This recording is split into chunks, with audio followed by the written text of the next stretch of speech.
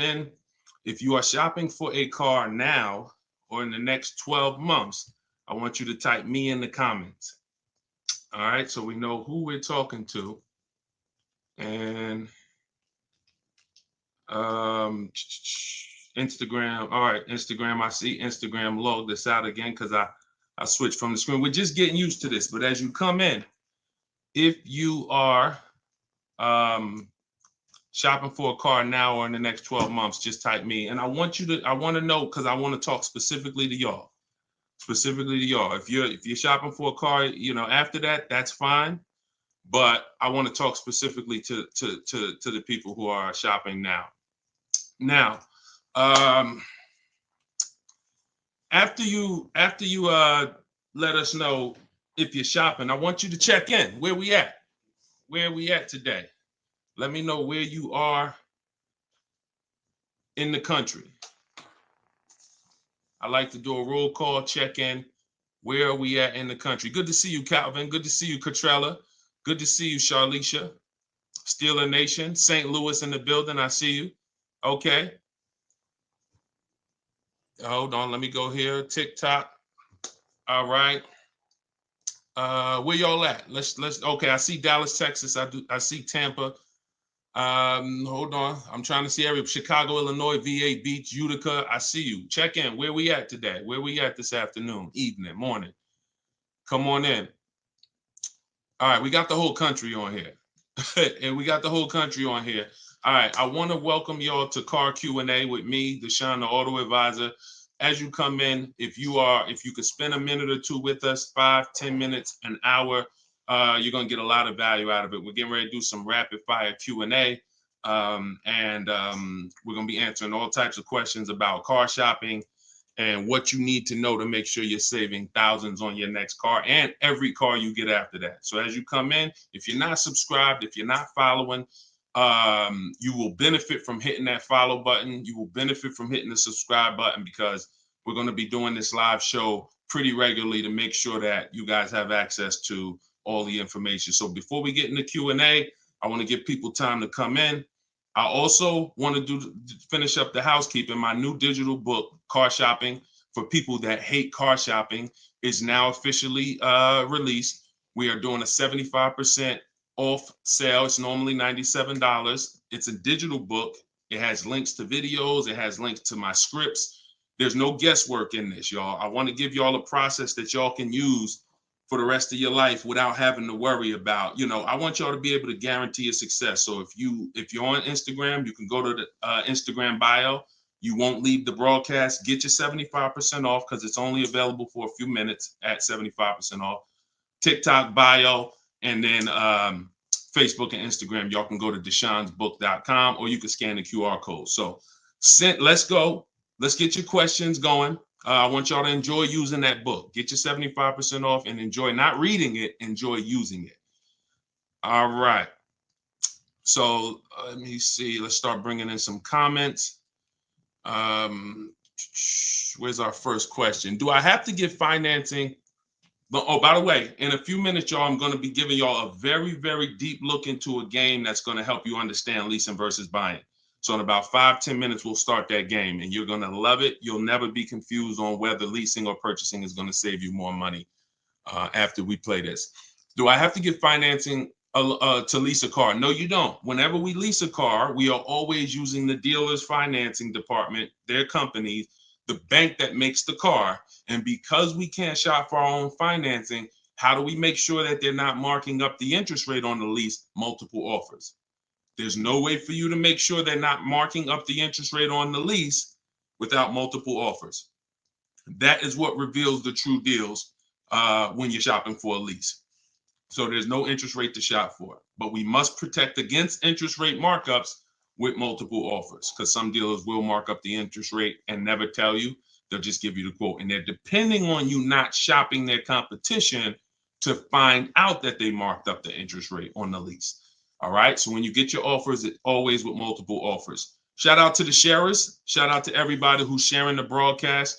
If this is your first time on a live with me here, just type 1. Type the number 1 if this is your first time on a live. I'm near the end of a 3-year lease. Is it best to buy the vehicle or lease another? It's very rarely best to buy. Very rarely. Shout out to the first time viewers. Good to see y'all. Very rarely, if ever, good to buy your lease. I'm going to tell y'all why. Because when you buy your lease, you're buying a used car. When you buy your lease, you are buying a used car. That's all that's happening. So, being that you are buying a used car, you need to know if would I normally buy a used car versus leasing.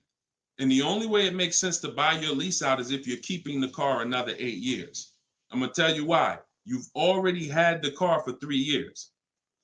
You've already had the car for 3 years. Most people, when you buy your lease out, you're getting another 5 or 6 year loan for the balance. So you're committing to 8 or 9 years of payments on the same car. This spills into bad lease deals. The reason we don't take 48 months leases on a lease, because we're paying too long on a vehicle that we're giving back. We never want to be tied up long term in a vehicle we're giving back. That's the whole point. Leasing is meant to be 3 years, 39 months, sometimes 2 years, depending on what they're offering, in and out, switching cars very fast, always under warranty, keeping our payments low. Okay. Can y'all light up TikTok with the likes? Can y'all continue to tap the screen on TikTok? I see we got a few hundred people. We got about 400 people on total, all the broadcast. Could you actually hit that share button? Because I promise you, y'all, no one will ever get mad at you for sharing my page with them. I guarantee you that. In fact, my goal is to get them to thank you. Hey, thank you for sharing that. I like that guy's stuff. We try not to waste any time here. What about paying cash? VJ Live said, let me put this question up on the screen. If you're on, make sure you're subscribed on YouTube so y'all can see the whole thing, the presentation, when we share these numbers. We can't do that on Instagram and TikTok. So VJ Live said, what about paying cash? I have about 15,000 and I don't want payments, but they keep trying to push me to 25 grand range so I can have payments. Here's the thing. If you can find a quality car for 15 grand, great. If it's going to force you to buy something that's not, who's heard you always pay cash for a car? If, as you come in, thank you, Godhead. Shout out to the sharers. I see y'all. Who's heard always pay cash for a car? Type me in the comments. If you've heard always pay cash for a car, type me in the comments. I see y'all lighting up. Keep tapping the screen on TikTok. We appreciate it. Y'all lighting up the likes. Y'all can see where we at on the likes in the top left. Who's heard always pay cash? Right? 5150 times heard it. VJ Live said, heard it all my life. Now listen, bunch of Dave Ramsey advice. Now here's the real. Here's what I'm just telling y'all. We got a bunch of people on here, hundreds of you all say, yes, I've heard you pay cash for cars. Now there's two schools of thought here. One is no debt. Now if your philosophy is no debt, I'm not here to convince you to change your philosophy. Here's what I'm here to talk to you about. If your philosophy is I want to do what makes the most financial sense, then we'll have that conversation. Because people who could pay cash for cars and don't, they typically are making money on their money. When I was in the dealership, people would come in, they would ask, what are the interest rates this month? If the interest rates were 0%, something special like 0%, 1%, 2%, 3%, if they knew that they were getting 10, 15, 20% returns on their money, they're not going to put it in a car. They're going to use the bank's money at 1, 2, 3%, and they're going to use their money to keep making 10, 12, 15, 20%. That's the philosophy. So they view that as, I'll pay 3%. They view it more as a business transaction than as a leveraging money to make more money. See, some people will tell y'all people who don't pay cash for cars, they're into debt. But I'm here to tell you that when I sat with very, very savvy people in my career with Mercedes and General Motors, I had tons of people who could easily have wrote a check for the car. I want you to know that if your goals are to eventually get into making more money with your money, investing your money, getting 10%, 12%, 8%, trying to beat inflation, then you're going to have a problem putting your cash into cars. Because not only, if let's say we park right now, this is just as answering VJ Live's question, because I got it up on the screen here on YouTube and Facebook. He's asking about paying cars. And many of you, as you sit on the show, you'll see, Dad, that's a similar question. Many of you will see someone's going to ask the same question you have. When we start seeing that we can actually use the bank's money for less, we're gonna realize that when you put $20,000 of your hard-earned cash into a car, that money cannot make you more money. That $20,000 that you just put in the car cannot make you more money. You have maxed out the value of that $20,000. It's in a car, you can't pull it out. You could refinance, but that's not happening. You're going to refinance and just get another loan. The point is, your money's in that car now. So had you had an opportunity to invest that 20 and make 8%, 10%, 6%, 12%, that's what the people who don't pay cash for cars, who are wise, are doing. I'm not telling you there's a difference. Look, I talk a lot about budgeting. I talk a lot about affordability. All through my book, I have systems and boundaries. The rule of 72 and the 10th birthday, how long of a loan you take, how much, when should the car be paid off? That's all in my book. You can get it 75% off, or you can watch my videos. I'm going to always teach it. But if you want it all in one place right here, get the book, 75% off. It's in my TikTok or Instagram bio. But that's what we got to know. We got to know if we're going to use leverage and use the bank's money, there are extremes of leverage. There is over leverage. And we cannot be over leveraged. That means we're taking a loan that's too much, too long, we just want to borrow to try to afford a car. And you see this a lot with older cars, people buying luxury cars that they really can't afford because, brand new, the car is 80 grand. But if they get a 10-year-old one and they get a 5-year loan, now they're in a 2013 AMG Mercedes with 90,000 miles on it. So that's the opposite extreme. Using leverage and loans to buy things we can't afford. But then the other opposite extreme is paying cash when we don't have to. Finding that balance between getting the car we want, getting the best car we can afford. Because you said, hey, I'm trying to find a car for 15 grand. I can't find it. They want me to spend 20, 25. Well, the name of the game is you better learn how to find if there's any cars out there for 15, you better learn how to find them. And you look everywhere, you look over all the marketplaces, and before you raise your budget up to 2025, we have something we do called the perfect budget. You got to go to 17 first. You don't go from 15 to 2025. You go from 15 to 17. See if I can find anything good for 17. Oh, I can't. All right, now I go to 19. And I have this calculator that's going to help you guys inside the book. It's called the Perfect Budget Calculator. You put in the money you have, you put in what you want your payment to be. It's going to tell you how much car you can buy. You put in your state, so we could have.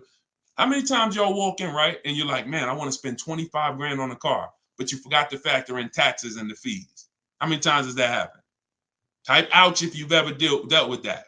Let's be willing to be honest. You had a budget in your mind. This is what I want my monthly payment to be. This is what I want to spend on the car. Next thing you know, you're a little over that budget, or sometimes a lot over that budget, and you're leaving like, all right, I see you, 919 Mike. Thank you. I see you, Mika Larkin.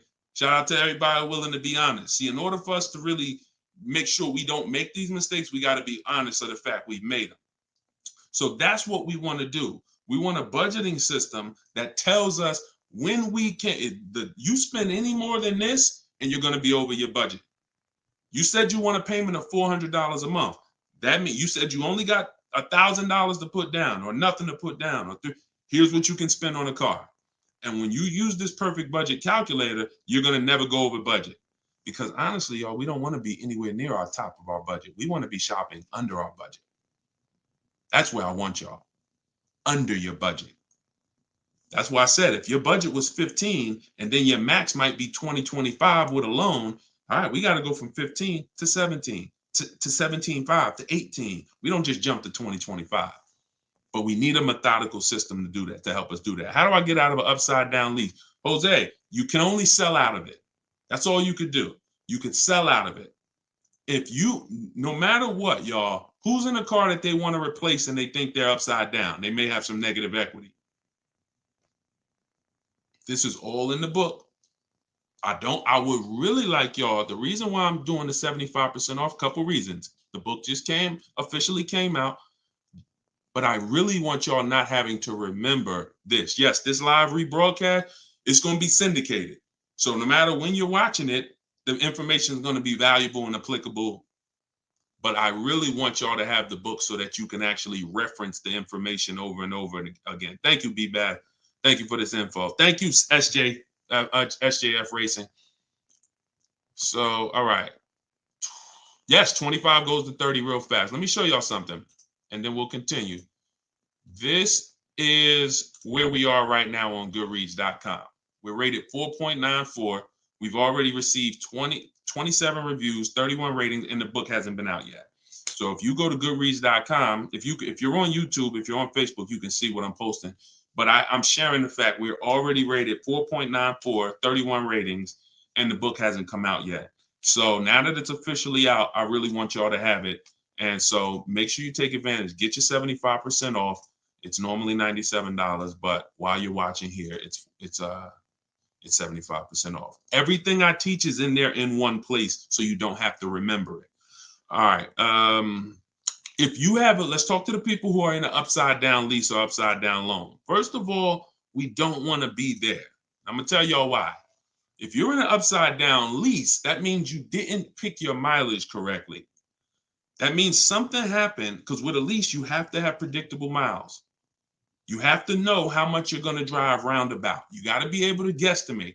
That's why if you're running a Turo business, when you're trying to rent the car out for, 40,000 miles a year, or you don't know how much it's going to be on that car. Could be 20, could be 40. A lease is not good because you can't predict the mileage. But in normal life, we can predict our mileage very closely. Now, when things happen, let's say you were working at home, and now all of a sudden you are, you're not working from home anymore. Now you got to drive into the office to 20 miles away. Well, that's a lifestyle change. That can lead to you racking up mileage penalties. But here's what we don't want to do. You don't want to buy that car, y'all. I'm going to tell you why. Every time you lease, you have a price that you can buy the car for. Most times it ain't worth that. Yes, in the last couple of years, we saw a couple cases where, the buyout prices were good. Before the pandemic, the buyout prices usually were nowhere near what you could get a comparable used car for. So if your car was 3 years old with 36,000 miles on it, the prices they were putting was to make you not buy the car, was to make you send it back to them so that they can handle it and resell it. So if the price wasn't worth it to begin with 36,000 miles, I've seen people, you go over your miles and you're like, I'm over the miles, I'm just going to buy it. The price wasn't worth it with good mileage. The price wasn't worth, if you had 36,000 miles, that car wasn't worth you buying for the buyout price. You actually have 48,000 miles and they want you to pay the same price for it. So it's important that if we have to deal with penalties because we didn't structure the lease correctly, or because we didn't quite know what we were going to be driving, or we had a lifestyle change, taking the penalty and applying it over to our next deal is always, not always, but in most cases, going to be less money than us buying an overpriced car with high mileage now. We cannot just keep buying our leases without doing a market check. So when you asked about how do I get out of a lease with negative equity, all you can do is find out what the penalty is. There's 3 ways that you could get out of this thing. You could either pay the difference. So if you got, you could wait until your mileage, and this is, all right. If you have negative equity on a lease, I don't even like to call it negative equity because there's no such thing as negative equity on a lease. There's penalties. That's different. Penalties on a car you purchase. Yes, there's negative equity. You bought it, you have a loan on it, the value is not worth the loan, negative equity. With a lease, we have penalties, over mileage penalties. And now some people say, well, I'm gonna go over mileage, I'm gonna get out of the lease 3 months early. But you don't realize if you get out of the lease early, what do you still have remaining? Payments. Three months of payments, 6 months. Who's ever had a dealer say, hey, don't worry about the payments, we'll take care of the old payments? Who's ever heard that? Type me if you've ever had a dealer say to you, don't worry about the old payments, we'll take care of the old payments. Okay, lots of you. The problem with that is the payments don't disappear. They always get rolled over to the next lease. They always get rolled over to your next deal. So what I want y'all to start doing is I want y'all to see that the money is not hitting. When you have negative equity, 5,000, you got this baggage from your old car, it does not go away. It gets either transferred or you can pay off the difference. So the key is to stay out of negative equity, to stay out of penalties, because yes, once you have them, they have to be accounted for. We got to find our great deal, and then we got to bring our penalties over on top of the great deal. That's all we can do. Now, you better try to see what your car is worth selling it, because you said you're over miles. You call your leasing company, you get your payoff, you find out what your cash offers are. Go to Vroom. Vroom's out of business. Sorry, CarMax, Driveway, Carvana, AutoNation, and Kelly's Blue Book Instant Cash Offer. You can go to Car Guru, Sell My Car Too. These are all people that give you cash for your car. That's what your car is really worth, what those companies will pay. Whoever's the highest bidder, we take that. See, what I'm teaching y'all, and some of you are going to get it immediately right here, right now. Some of you, it's going to take a while to get the fact that your money comes when your savings come when you start learning to make people bid instead of getting one offer. You get the most money when you start learning to make people bid. And so what you have to do is get multiple offers, find out what your car is worth. When you go on those websites, when they ask you is it a lease, say no, because their websites are set up to where if you put it's a lease, it's going to automatically trigger that they can't buy it. But they can buy it. We've been doing this, y'all. I got hundreds and hundreds of members in Cars from Home University. We shop all around the country. You must put no when you're getting offers for a lease, because their computer is set up to automatically think that it's a third-party restriction and they can't buy it. But when you call your bank, you're going to ask them, do I have a third-party restriction? If they say no, then that means you can sell to anybody. But again, the way these companies are set up, they saw us making all this money on these cars, and the bank said, no, we got to do these third-party restrictions. And it was so many people going to those websites saying, oh, I'm about to sell my lease. And then they would get there, or they would talk to them and they would say, no, we can't buy it because it's a third-party restriction. So they just made their website default to we don't buy leases, but we do know if you don't have a third-party restriction, they can buy your lease. And it's very important for you to know that. And if you do have a third-party restriction, it doesn't limit the fact you can sell and make money. It limits who you can sell to. When you have a third-party restriction, they say what they're saying is you can only sell your car to a dealer that makes the same brand. You cannot sell to a third party, Carvana, Driveway. You can't sell to them directly. You can only sell to a dealer. So what does that mean? I see y'all lighting up the likes on TikTok. Can y'all keep tapping the screen? Let's keep those likes going up. I see it. I appreciate it. And thank you to everybody sharing. So when you are, I just got off my point, but I know it was about selling. So multiple offers, y'all. This is all in the book, Car Shopping for People That Hate Car Shopping.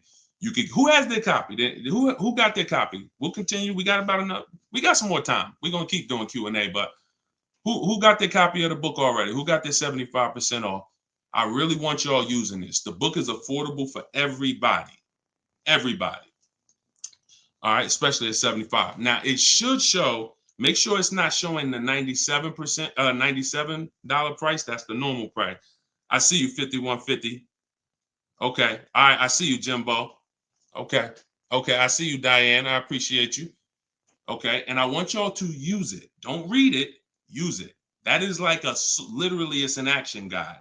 That ain't a book you read and then you have a bunch of things you got to remember.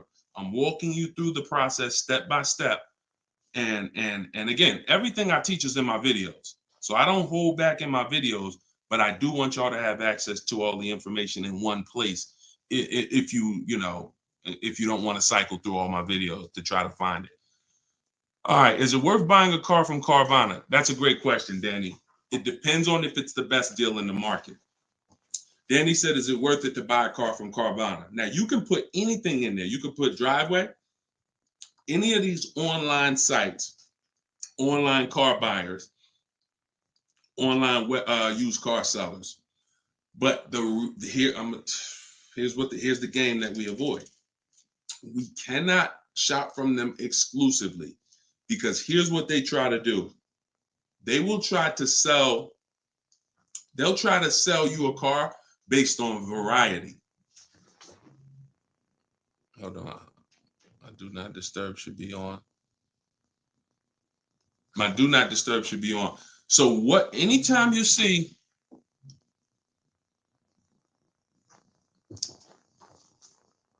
hold on one second. I keep getting a call and I don't know why it always does this. I don't want to lose the people on Instagram. Hold on, Instagram. We got you. All right. We should be back on Instagram now. Okay. So most times, especially when we're selling our cars to these people, you got to realize we sell our cars to Carvana, to Driveway, to all these companies because they pay more than dealers on average. If they're paying more than dealers on average, they're usually not the lowest price. When they're selling the cars, they're usually one of the highest. You can't pay people more than dealers and then turn around and sell for less than dealers. That could be part of the reason why Vroom went out of business. But whenever we shop for a pre-owned car, Carvana is always on the list. Whenever we shop for a pre-owned car, CarMax is always on the list. Driveway is always on the list. Why? Because we shop everywhere there's a used car. You may have been trained to shop local with used cars or to shop I only go to Car Gurus. Then you're missing the stuff that's on cars.com. You're missing the stuff that's on carfax.com. You're missing the stuff that's on Driveway. You're missing the stuff that's on CarMax. So we got it just the same way. If we were buying a baby stroller, we're going to go to Walmart, right? .com. We're going to go to Amazon, right? We're going everywhere, right? That's the same way we got to be when we're shopping for used cars. Carvana is just one marketplace. And unfortunately, there are people who shop from them exclusively because they're like, oh, I just love Carvana. I don't have to go into the dealer. And they don't realize that, one, what I teach you won't be in a dealer more than 30 minutes.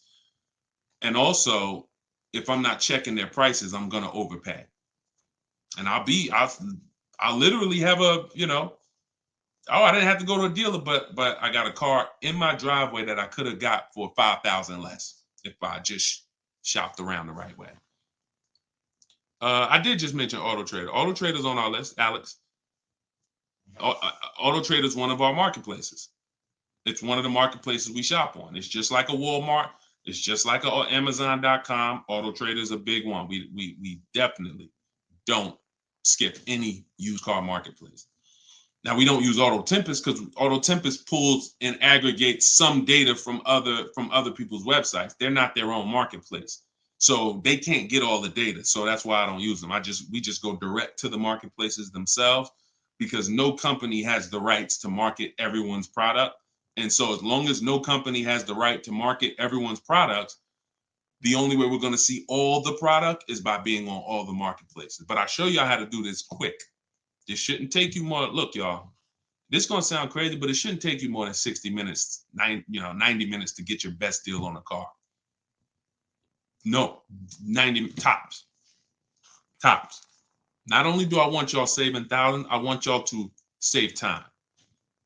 Deciding what you want shopping, test driving, that takes time. That's fun. Getting the deal, that should not take you more than 60 to 90 minutes when you learn how to get bids. Okay. And the more you stick around, the more you use what I teach, you're going to make deals and save more money in like less time. I don't want to spend more than 60, 90 minutes getting my car deal, and I don't. All right. Ivan said, planning to get a new car ASAP. What are the steps to prepare that you would suggest? Well, first thing is to know whether you're buying or leasing. Let's go into this game. All right, let's go into this game. Thanks for reminding me. Now let's this is a game that I've done this on in some master classes. This is also in Cars from Home University, my video library. So what I want to show y'all is I want to show y'all this game I like to call Who's Winning. Okay? This is why. Now listen, we get ready to make some people mad at some people. I don't want y'all to get mad, but once y'all see this, y'all are gonna be mad at some people who taught y'all bad information about leasing, and it's cost y'all money. This is always step one. Now I'm getting calls from Facebook. How could this is so weird. I don't get how the heck I have my phone on do not disturb and I'm still getting calls. That is so weird to me. Got to figure that out. So bear with us, Instagram. Instagram is always the one that has to bear with us, you know. But all right, so this is what we're doing here. And look, go to YouTube or go to Facebook and watch the rebroadcast. Rob Rue said, "Where do I purchase the book?" Everybody who wants to purchase the book and get the 75% off, if you're on Instagram or TikTok, go to my bio, click the picture of me, go to my bio, you'll see a link, and then you'll see 75% off. Grab it. You won't even leave the broadcast, so you don't have to worry. You'll be right here. You'll still be able to hear me. And then if you're on YouTube, or you can go to deshonsbook.com. If you're on Facebook, go to Deshon's Book, or you can scan the QR code. So what we're about to do, I'm going to ask y'all a question. We're going to go down the road and we're going to compare two different people here. People who buy a car and people who lease. This is step one. Before you think about how much you're getting how much you're going to pay, your budget, any of the things, do I have down payment? Before we think about any of that, I want y'all to know what the most important question is. That's leasing versus buying. So on this screen, I'm comparing a person who leases and got a brand new $40,000 Jeep Grand Cherokee 2024. Now, I want y'all to look at this if you're on Facebook and Instagram. If you're on Facebook or YouTube. This person with a good lease deal is paying $500 a month. $500 a month for a brand new $40,000 car. Now, the person who purchases, some of y'all know every $5,000 on a loan is about $100 per month. So if you're looking at a $40,000 car, you're looking at about $800 per month on a 5-year loan. Now, I got this person in here on a 6-year loan at $675 a month. That's how much this car costs. 6-year loan, 3.99%. $675 per month. Let me ask y'all a question. Looking at this screen, who's winning so far? Two people drive off the lot in a brand new Jeep Grand Cherokee. They have the exact same vehicle. One is white, one is gray. One person's paying $500 a month. They're leasing it. One person's paying $675 to buy it. $675 for 6 years. Who's winning, the lease or the purchase? Put L or P. We're just talking about, literally, we just drove off the dealership. You sitting in this car next to me. We got the same truck. I'm paying $500 a month. You purchased it. You're paying $675. Who's winning? The lease. Exactly. If you're saying purchase, you're missing it.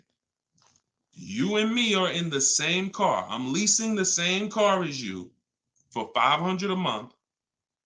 You're paying $675 a month. Same exact car. Who's winning? Exactly. See, Rob, and these are the things where we can't look. There is no, the purchaser is not winning. It's not no. It depends. We have to go straight up. We have to go straight up by the numbers. See, that's where we lose at. We lose with all of this subjective, oh, well, it depends on how we look at it. No. You're driving a 2024 Jeep Grand Cherokee. I'm driving the same vehicle as you. I lease it, and every month $500 comes out of my household. Every month $675 comes out of your household. We have the same exact car. Who's winning? The lease. Exactly. That's what we got. We're gonna go down the road. And listen, go subscribe to YouTube. Watch we're gonna syndicate these episodes. So you might be watching the syndication. It doesn't change the value. I want you to see that $500 a month coming out of someone's household is $175 less than $675. So the person who leased so far is $175 per month richer. Every month, the person who's leasing over here is $175 per month richer. Now let's go to the next slide. Now, 3 years later, person wants to buy. Person wants to buy. Now, here's the thing about the purchase. There's an amount you owe. On a 6-year loan, they would owe $24,000 at the end of 3 years. I've already done it. You can watch this. That's how much the balance on their loan would be.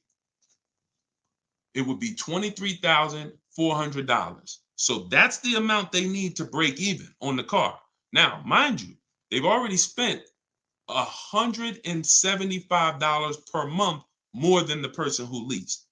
So they're $6,300 poorer. You can see they're $6,300 poorer. See, I want y'all to see that everything that you're doing when you're not leasing is trying to catch up to the person who got a great lease deal. Everything from the moment you purchase, you're putting so much money out into the car compared to the people who get great lease deals that now your only goal is to catch up to them. This is why this is step one right here. Go to YouTube, watch it on YouTube so you can get the whole view. So $675, $500. Now, this vehicle, y'all, is $40,000 brand new. What is a 3-year-old vehicle worth? If it was $40,000 brand new, what is it worth after 3 years? $40,000 is a fair estimate $24,000. I tried to look at what I believe a fair estimate is for a 3-year-old vehicle resale value. If we purchase a vehicle for $40,000 in 3 years, when we go to trade it, 36,000 miles, is it fair that vehicle, a fair estimate is about $24,000? You're not getting 28.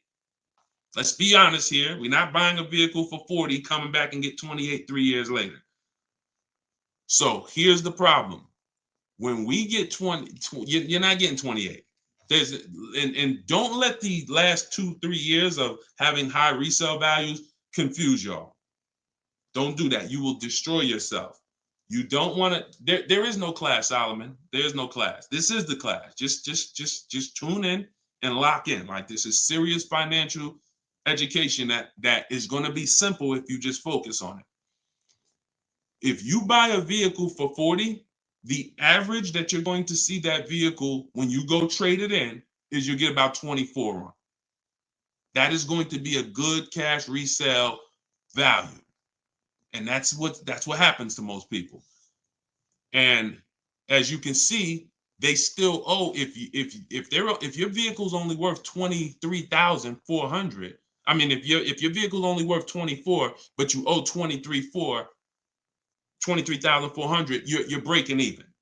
This is nothing. Like, I've already spent so much more than the person leasing. And now when I go to trade my car in, I'm not even able to get enough money to catch up to them.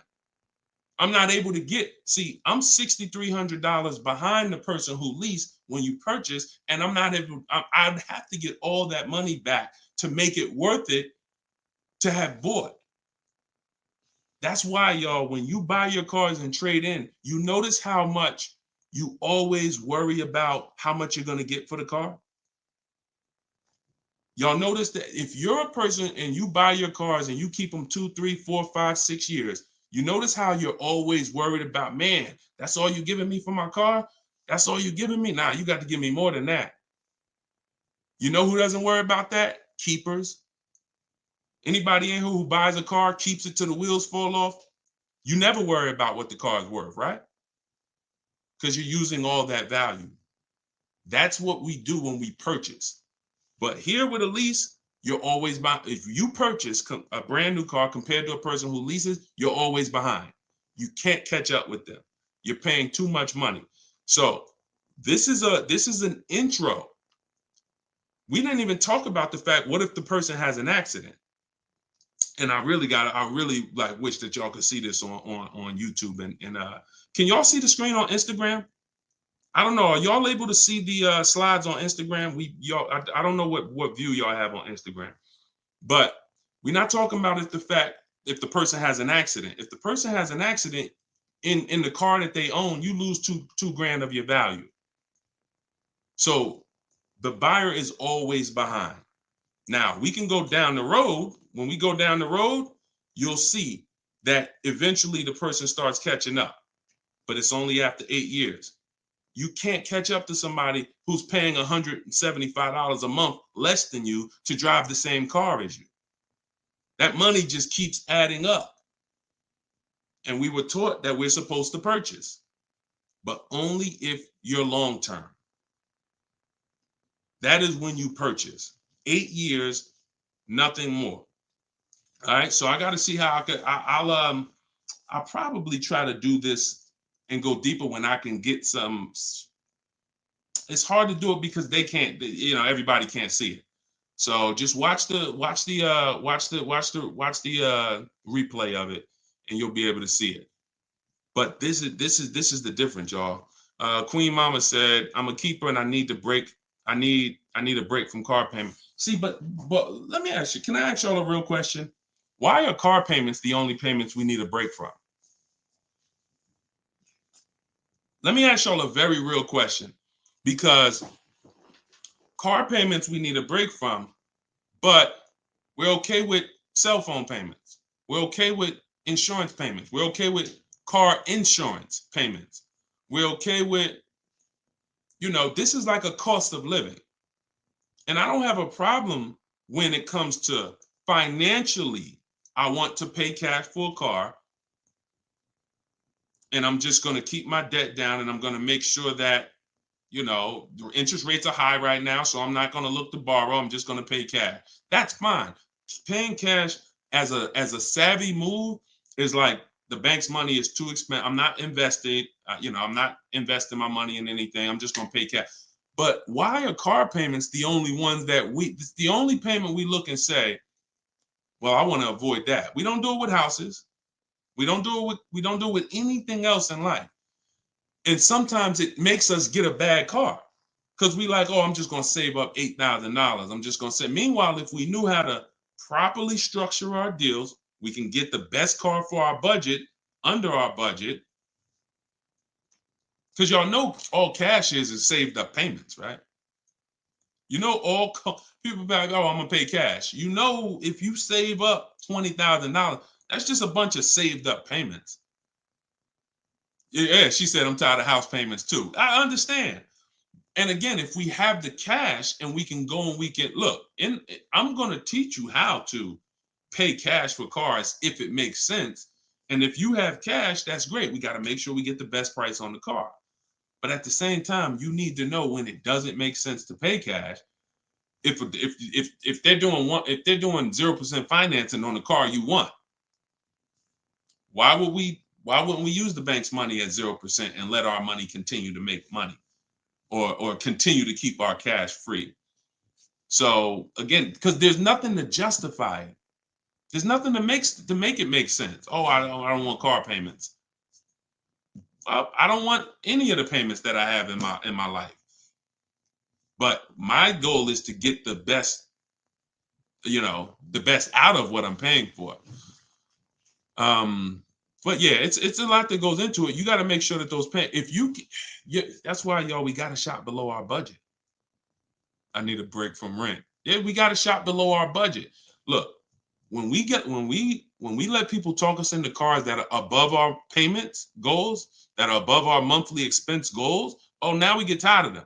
But if your monthly budget was 500 and you went in and you left with a great car at 450, 425, you ain't really tired of that payment. You're tired of the payment, right? Like you're tired of the payment that's 700 when you really didn't want to go above 650. Now you're like, dad, I'm paying 700 for this car. Dad, I'm getting tired of this. When you're under, you don't get tired when you're under your budget. You get what I'm saying? Does that make sense? Type of I don't know, dollar sign if that makes sense. We only get tired of payments when they're over our budget. When they're comfortably within our budget, we're never tired of them. That's why we're fine. So, but we got to learn how to get the best cars for our budget, and that comes through multiple bids. You have no idea, and then it comes through leasing versus buying, which is what we've been talking about in this initial thing. You know, in this initial thing, I'll try to get everybody on one stream, you know, where y'all could all see, because I really want to focus on the people who can see the slides. And, you know, because I know I could engage with them because they can see the slides, and then but it's people who can't. So that's all right. We'll continue to adjust. But you got to know, believe me when I tell you, thousands of people have learned that the biggest issue of affordability for the cars that they're driving was the fact that they didn't understand leasing. Leasing is going to get you 30, 40% more car for the same money when you learn how to get great lease deals. All day long. So if it's people who driving a daggone $50,000 car, they got a $900, $1,000, $1,100 a month payment. At the same time as people driving $50,000 cars, and look, this is their payment. I'm gonna show y'all something that's gonna blow your mind. You can't believe that this is a payment on a car. Right here, look, Greg is in our Facebook group. He's in our Cars from Home University program. He said, my first time posting here. His MSRP on his car that he got, it's a Kia EV6 Win with the tech package. $56,275 car, y'all. $56,000. That vehicle, if he went in there and said, I want to purchase that, you know, man, I'm not leasing nothing, you know, how much is it? That vehicle is $1,100 a month on its best day. 5-year loan, $1,100 a month. If he stretches out the loan 6 years, maybe it's $1,000 a month. I don't ever recommend you go above a 6-year loan. When we get into structuring our deal, y'all gonna hear me talk about the rule of 72, 10th birthday. We don't ever want to go above a 6-year loan. It's very risky, and it's a sign of affordability. We can't afford the car. It's like a 40, 50-year mortgage. So the point is, if he walks in to get that car, he's leaving with $1,000 car payment. Same car. Look at what he got, y'all. Shopping multiple offers. The dealer that won the bid, his payment is $527 a month. $527 a month. He gave him first month's payment and he drove off. He said no other dealer came close. Some people may have shopped that car and said, Deshone, I was shopping a lease for that car. They was telling me it's $800 a month. Absolutely. That's normal, because the overpriced dealers that we don't buy from are going to take their shots. But in order for us to see that, wait, this car is not really $800, the best deal on this car is $527. We have to shop multiple offers. Now, it's not always going to be that dramatic, but I promise y'all, when y'all shop multiple offers, it's going to blow your mind. The best deal to the worst deal is going to be $3,000 to $5,000 different. And you're going to see that some of the dealers that you've trusted the most, that you've been buying from, maybe your family been buying cars from them, some of them may be the ones to take the biggest shot at you. So you have to shop multiple offers. But y'all see how there's no comparison to that deal Greg just got? $527 a month. Another person is driving the exact same vehicle paying $900. This is how, when y'all see these videos of that, people average car payment is $1,000. How? Because they don't understand leasing. They don't understand leasing. Once you understand leasing, you'll understand how these people are getting jammed up and how you may have gotten jammed up in a high car payment for a car that you might feel like, oh, I'm paying way too much money for this car. And then the opposite side is, if we are purchasing, we have to make sure we are getting the best price for the car and we are getting the best interest rate we can get. Does he lease to buy? No, we don't do lease to buys. We don't mix the two. Leasing is its own benefit. That's a great question. Great question. Let me put the banner back up for those of you who want to get the book. See, if you don't want to have to remember all of this, grab your book. My new book is called Car Shopping for People That Hate Car Shopping. It's digital, so you could download it, be literally using it in 2 minutes, and just go to deshonsbook.com. It's 75% off for our launch, and you can get your copy. If you're on Facebook or if you're on Instagram or TikTok, you could go right to my bio. Click the link in my bio, get your copy while it's 75% off. Price goes back up to $97, I think, after 30 minutes.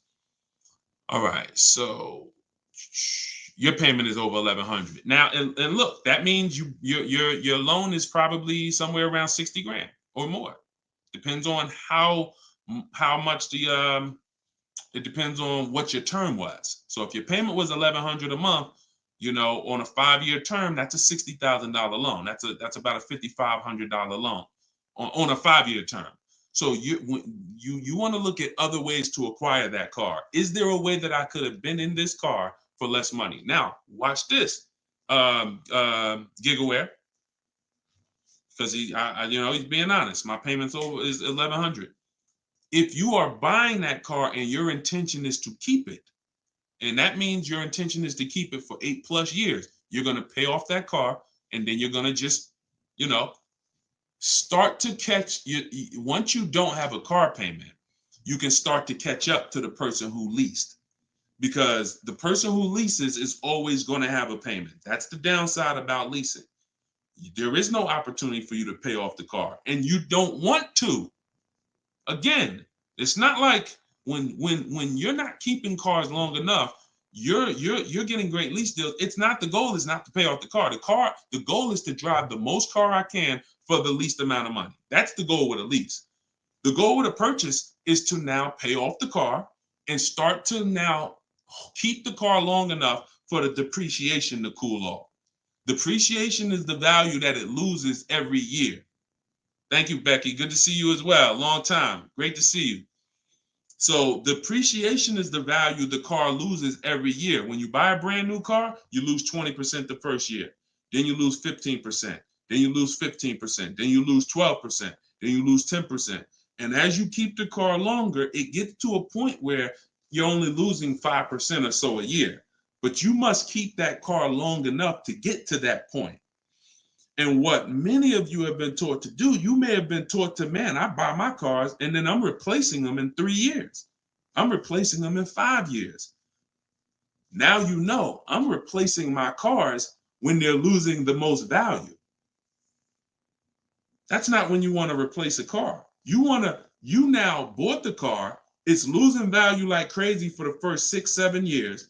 Now, perfect. It's going to cool off now. It's paid off now. Now I can start to recoup some of all that money that I put into that car. But most people don't do that. You may have been taught, I just go and get another car and I start the process all over again. So not only are you never getting to benefit, not only are you always having a payment anyway, you're not getting the benefit from all the money that you're putting into these cars.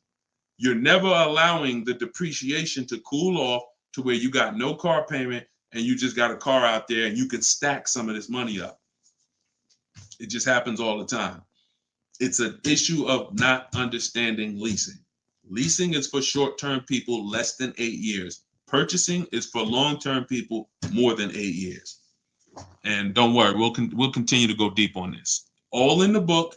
So anyway, anybody who wants to really know this and have it all in one place so they can use it, if you're shopping for a car now or in the next 12 months, you need this stuff right now.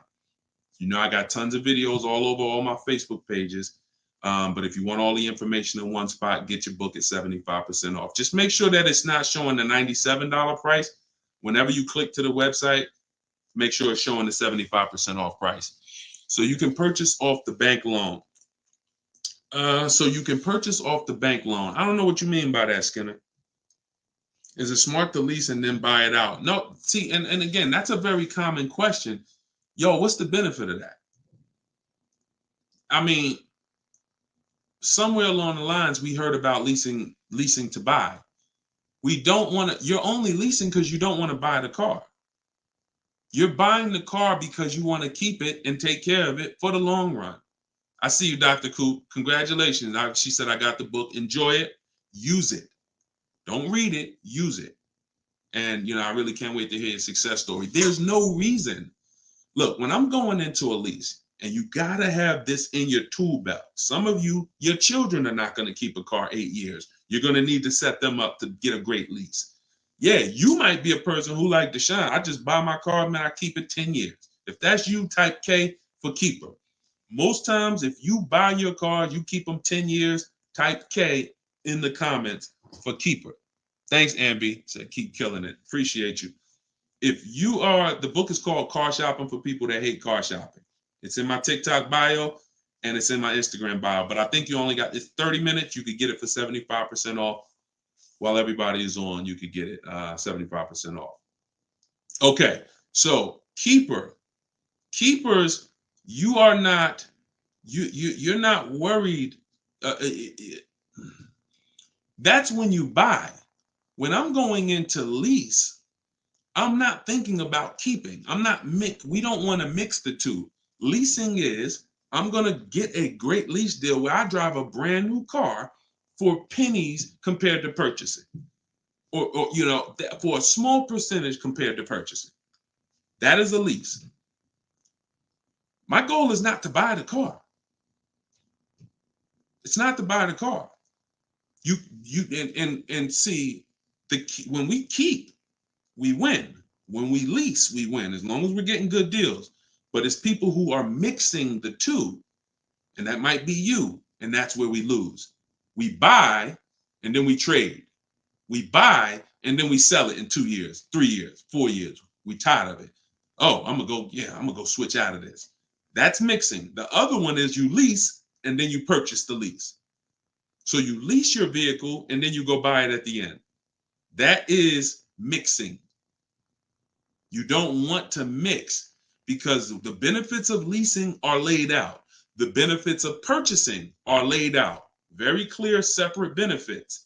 When you mix the two strategies, you lose the benefits. And again, most people who would tell you they bought their lease, they're buying it with a 5 or 6 year loan when they've already been paying 3 years to lease it. The lease is 3 years. The loan is 5 years. That's 8 years. And I'm going to tell y'all how this happened. How I figured out this was so bad, I'm going to be honest with y'all. I was in the dealership one day. Somebody comes in. They're like, hey, I want to replace my car. So I go out and I look at the car. I ask them what they owe. No, I don't think I asked them what they owe. They come to the dealership. They say, yeah, I got a car out there. I want to trade it in for a new car. And I'm like, okay, that's pretty normal. Let's take a look. Here's what happens. I say, what year is it? And they'll say, well, it's a 2018. I'm just using like a real example. Like they say, oh, it's a 2018. Now I'll ask them, how long have you had it? And they'll say, well, I bought it brand new. So I've had it 5 years, 6 years. Now, follow me, y'all. Everybody on here, I want your opinion on this. Person comes up and says they've had a car for 6 years. They bought it brand new. They've been paying on that car for 6 years. Don't you think that car should be paid off by now or almost paid off? Yes or yes. Type Y if you understand. Person bought it 6 years ago. You go out and I'm like, okay, mister, how long have you had it? They're like, I've had it for 6 years. So I'm like, okay, perfect. Everybody's saying yes. So this is what I'm thinking. This is how I found out buying your lease was a bad idea for most people, if not all. So I go and I say, okay, great. I see you're here trading. Now, in my mind, I'm already trained to talk to him about leasing because, thank you, Brent. I know you're here trading this car in 6 years. I want to show you what leasing looks like, and you're going to love that a lot better. You're not going to need this down payment. I'm going to be able to give you a check back for this equity in this car you got here. It's going to be all good. And I've helped some people do that. They come in and I show them the lease, and I'm like, you know, you keep just trading your cars, but if you lease, here's what, boom, that you could do. And then I'll give you this, you know, you get a big check back for your balance of your old car, all of that. So this is when it works, it's beautiful. But when it doesn't work, this is what it looks like. I'm like, I run in and I'm like, okay, your car is worth about $15,000. Instagram just logged me out. Instagram just logged me out of nowhere. I don't know what happened. Let's see if I could go back. All right. So now when it doesn't work, so I go out and I find, you know, the used car manager may tell me this car is worth $15,000, and I'm like, okay, perfect. It's probably paid off. Great. He's gonna get like a check back for like almost all that, and then he's gonna have a low payment. He's gonna love it. So I find out when I call the bank, I say how much you owe. He says, well, I don't really know. I call the bank. I'm like, okay, I'm calling for Mr. Jones' payoff on his, you know, such and such car. And the bank says, okay, yes, the payoff is $15,000. I'm like, wait, 15,000? How could he still owe 15,000? This doesn't make sense. I look at him and I say, the bank is saying you still owe 15,000 on the car. And I'm like, he's like, yeah, okay, yeah, I didn't know how much I had owed. I said, wait a minute. Didn't you tell me that you had this car since it was new? Yeah, and you told me you had it for 6 years? Yeah. How do you still owe? And he said, oh, I leased it first, though. What I did was I leased it for 3 years, and then I had bought it at the end. And I'm like, there we go. That's the problem. You leased it for 3 years. Most people, when they're buying their lease, they're going to put a 6-year loan on it, which means 6 years later, from the day you bought it, from the day you originally leased it, 6 years later, you've been making payments and you still have 2 more years of payments left. That's actually, I'm wrong. That's 9, 3 years of payments left. Happens all the time. So I literally, y'all, smart people on here, you'd never take a 9-year loan, right? Type never. You never take a 9-year loan. If you're enjoying, please subscribe to the YouTube channel. If you're not subscribed already, we still got probably 400 or 500 people on here throughout all the platforms. If you, whatever platform you're on, make sure you're following us, because this is the stuff we do. You would never, right? You would never take a 9-year loan. But the same adamant, we're adamant we'd never take a 9-year loan. We got to see every single time. Thank you so much. I appreciate the gifts on TikTok and all the platforms. We got to take every time we hear about buying our lease out, unless we're going to pay cash for it, which is another discussion. But most people are not. They're going to take a 5 or 6 year loan out.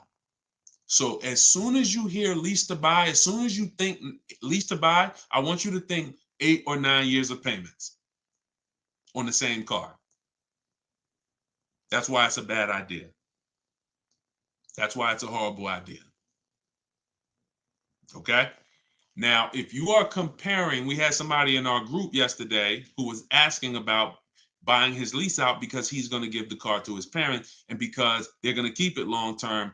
And the value of the car compared to the value of a similar used car is a great deal. That's different. Buy it.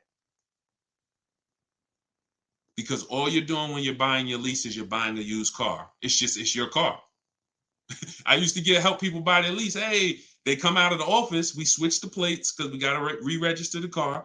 And I'm like, okay, so how was it? Now, they just signed up for a 5-year loan, 6-year loan on a car that they've already been in for 3 years. They're not really excited about it. You know, I've had the car for 3 years. At least when you go buy a used car, you're excited about it. You're excited. Oh, nice. It's new to me. But when you buy your lease out, you're not really excited. Thank you, man. Y'all going crazy with these gifts and everything. I appreciate it. So these are the things, like what I want y'all to have, as long as you stick with me and you learn what I teach, you're going to have clear boundaries that you operate in that always protect you.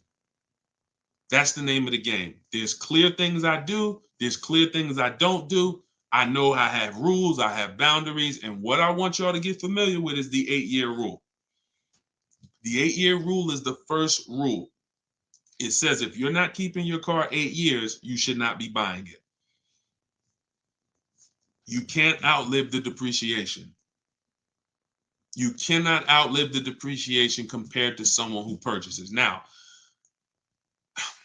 it's too much to go deep on right now. We'll go deep because I know some people thinking, oh, Deshone, but if I pay cash for a brand new car, I'll pay less overall. Yeah, but if you pay cash for a brand new car, you're still laying out all the money. You're still laying out all the money and you're still trying to get that back. You're still, oh, I paid 30 grand, 40 grand, 50 grand. Do you understand that a person who leases that same car, what would you rather be? Big dog who thinks you're big dog because you're going to write a $50,000 check, or a person who comes in and says, I'm going to get that car for $500 a month. Do I want 50 grand coming out of my bank account going into a car, or do I want $500 every month? It's much more, it's a much more pleasant feeling to give a bank $500 every month to drive their $40,000 car than it is to say, okay, you want this $40,000 car, then you come give us a check for the whole amount and the taxes and everything. Now I'm taking the check out, boom. And again, there are situations where that's right, but I want you may have been somebody who's like, yeah, but I don't think it's right for me. And that's okay. That's okay. I'm not one of these people that's going to make y'all feel like you are wrong by using leverage and learning how to creatively acquire cars where it's a little bit of money coming out of your bank account every month versus what people have told y'all and how you should be buying cars.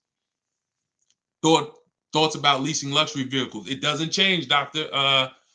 Doctober. That's a great question. He said, what are your thoughts about leasing luxury cars? Same principle, 8-year rule.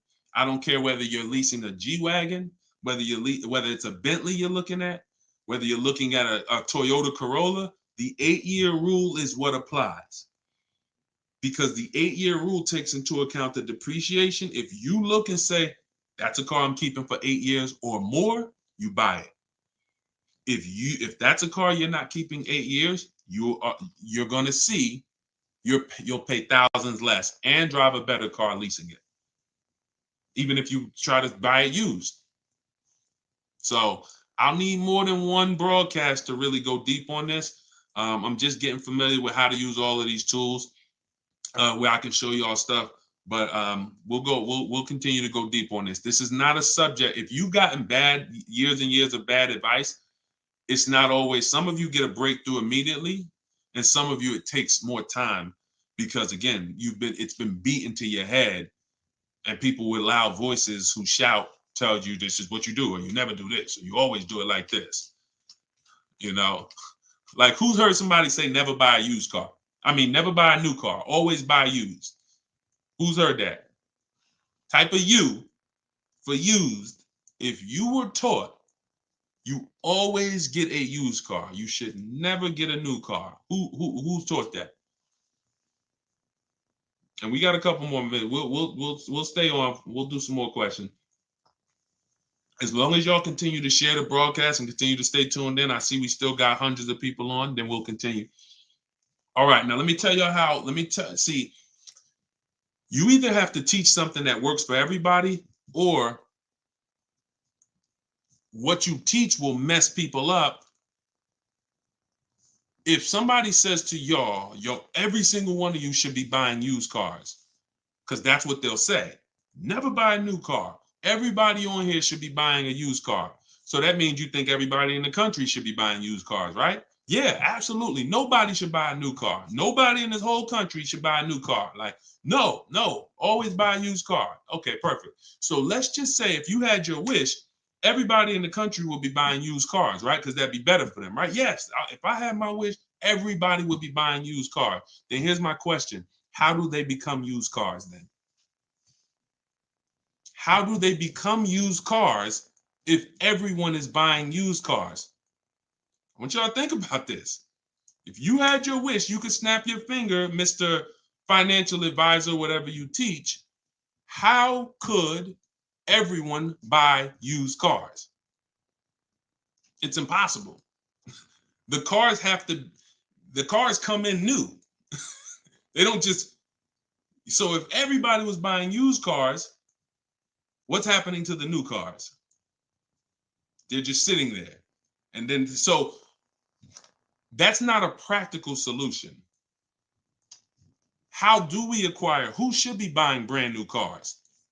People who are going to lease them, and people who are buying new cars, who want to purchase, keep long term, and you could afford new. That's only if some people say, Deshone, I want to buy. I'm not leasing, I want to buy. I keep my car, but should I buy new or pre-owned? That depends on budget. That depends on, unless you want one specific from a year, sometimes it'd be like, oh, I want this special year. But if it's a case of, you know what, I can afford both. Should I buy new? Should I buy pre-owned? That's a matter of budget and preference. If I could afford a new one and I can keep it long enough to outlive the depreciation, then I'll buy new. But if I can't afford to get a quality vehicle for my budget, then I'll buy pre-owned. And some people want to treat themselves. Some people like, I only get a new car every 10 years, Deshone. I'm going to get something new. That's fine. That's fine. As long as it's long term, because time heals all wounds. We killing the likes on TikTok too. I appreciate everybody tapping the screen. Y'all still running the likes up. Appreciate it. Shout out to the subscribers. If you haven't subscribed to us on YouTube yet, please, we invite you to subscribe. This is what we'll do. You'll get notifications of when we live, so you can make sure you tapped in. I see you, Barbara. She said, I just bought the book. I appreciate everybody who got the book at 75% off. This is the launch. I'm excited. As y'all saw earlier in the broadcast, we're already rated 4.94 on Goodreads.com. We got 31 reviews. That book, Car Shopping for People That Hate Car Shopping, has been really changing people's lives and the way they shop. It's a tool. It's not something you read. It's something you use.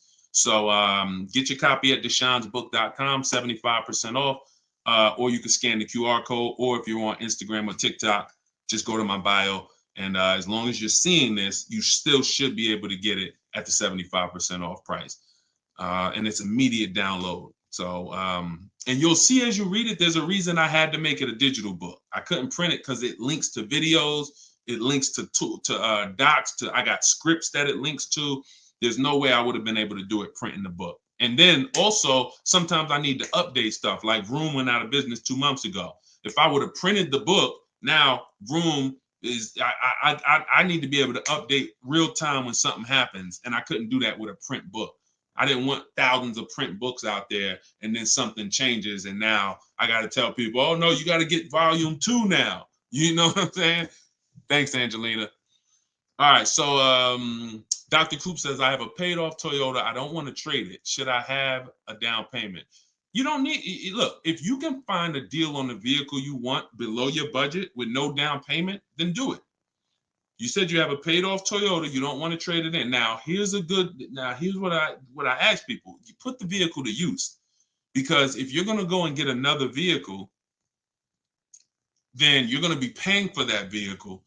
You don't really want, the only people I recommend have an extra vehicle is if you're a high mileage driver. Who's a high mileage driver? You're driving over 20,000 miles a year. Over 20,000 a year, type HM for high mileage. These are the only people that it benefits you having a paid off car like this. So sometimes it's worth it to buy your car, pay off the first car. And here's what I like. All right, so we got a lot of high mileage drivers watching right now.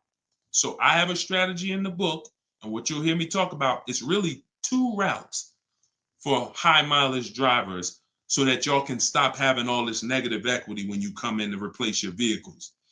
What typically happens with high mileage drivers, and the reason I suggest to them 2 cars, 1 car payment, is because they're putting so many miles on their vehicle, but your loan is a normal loan.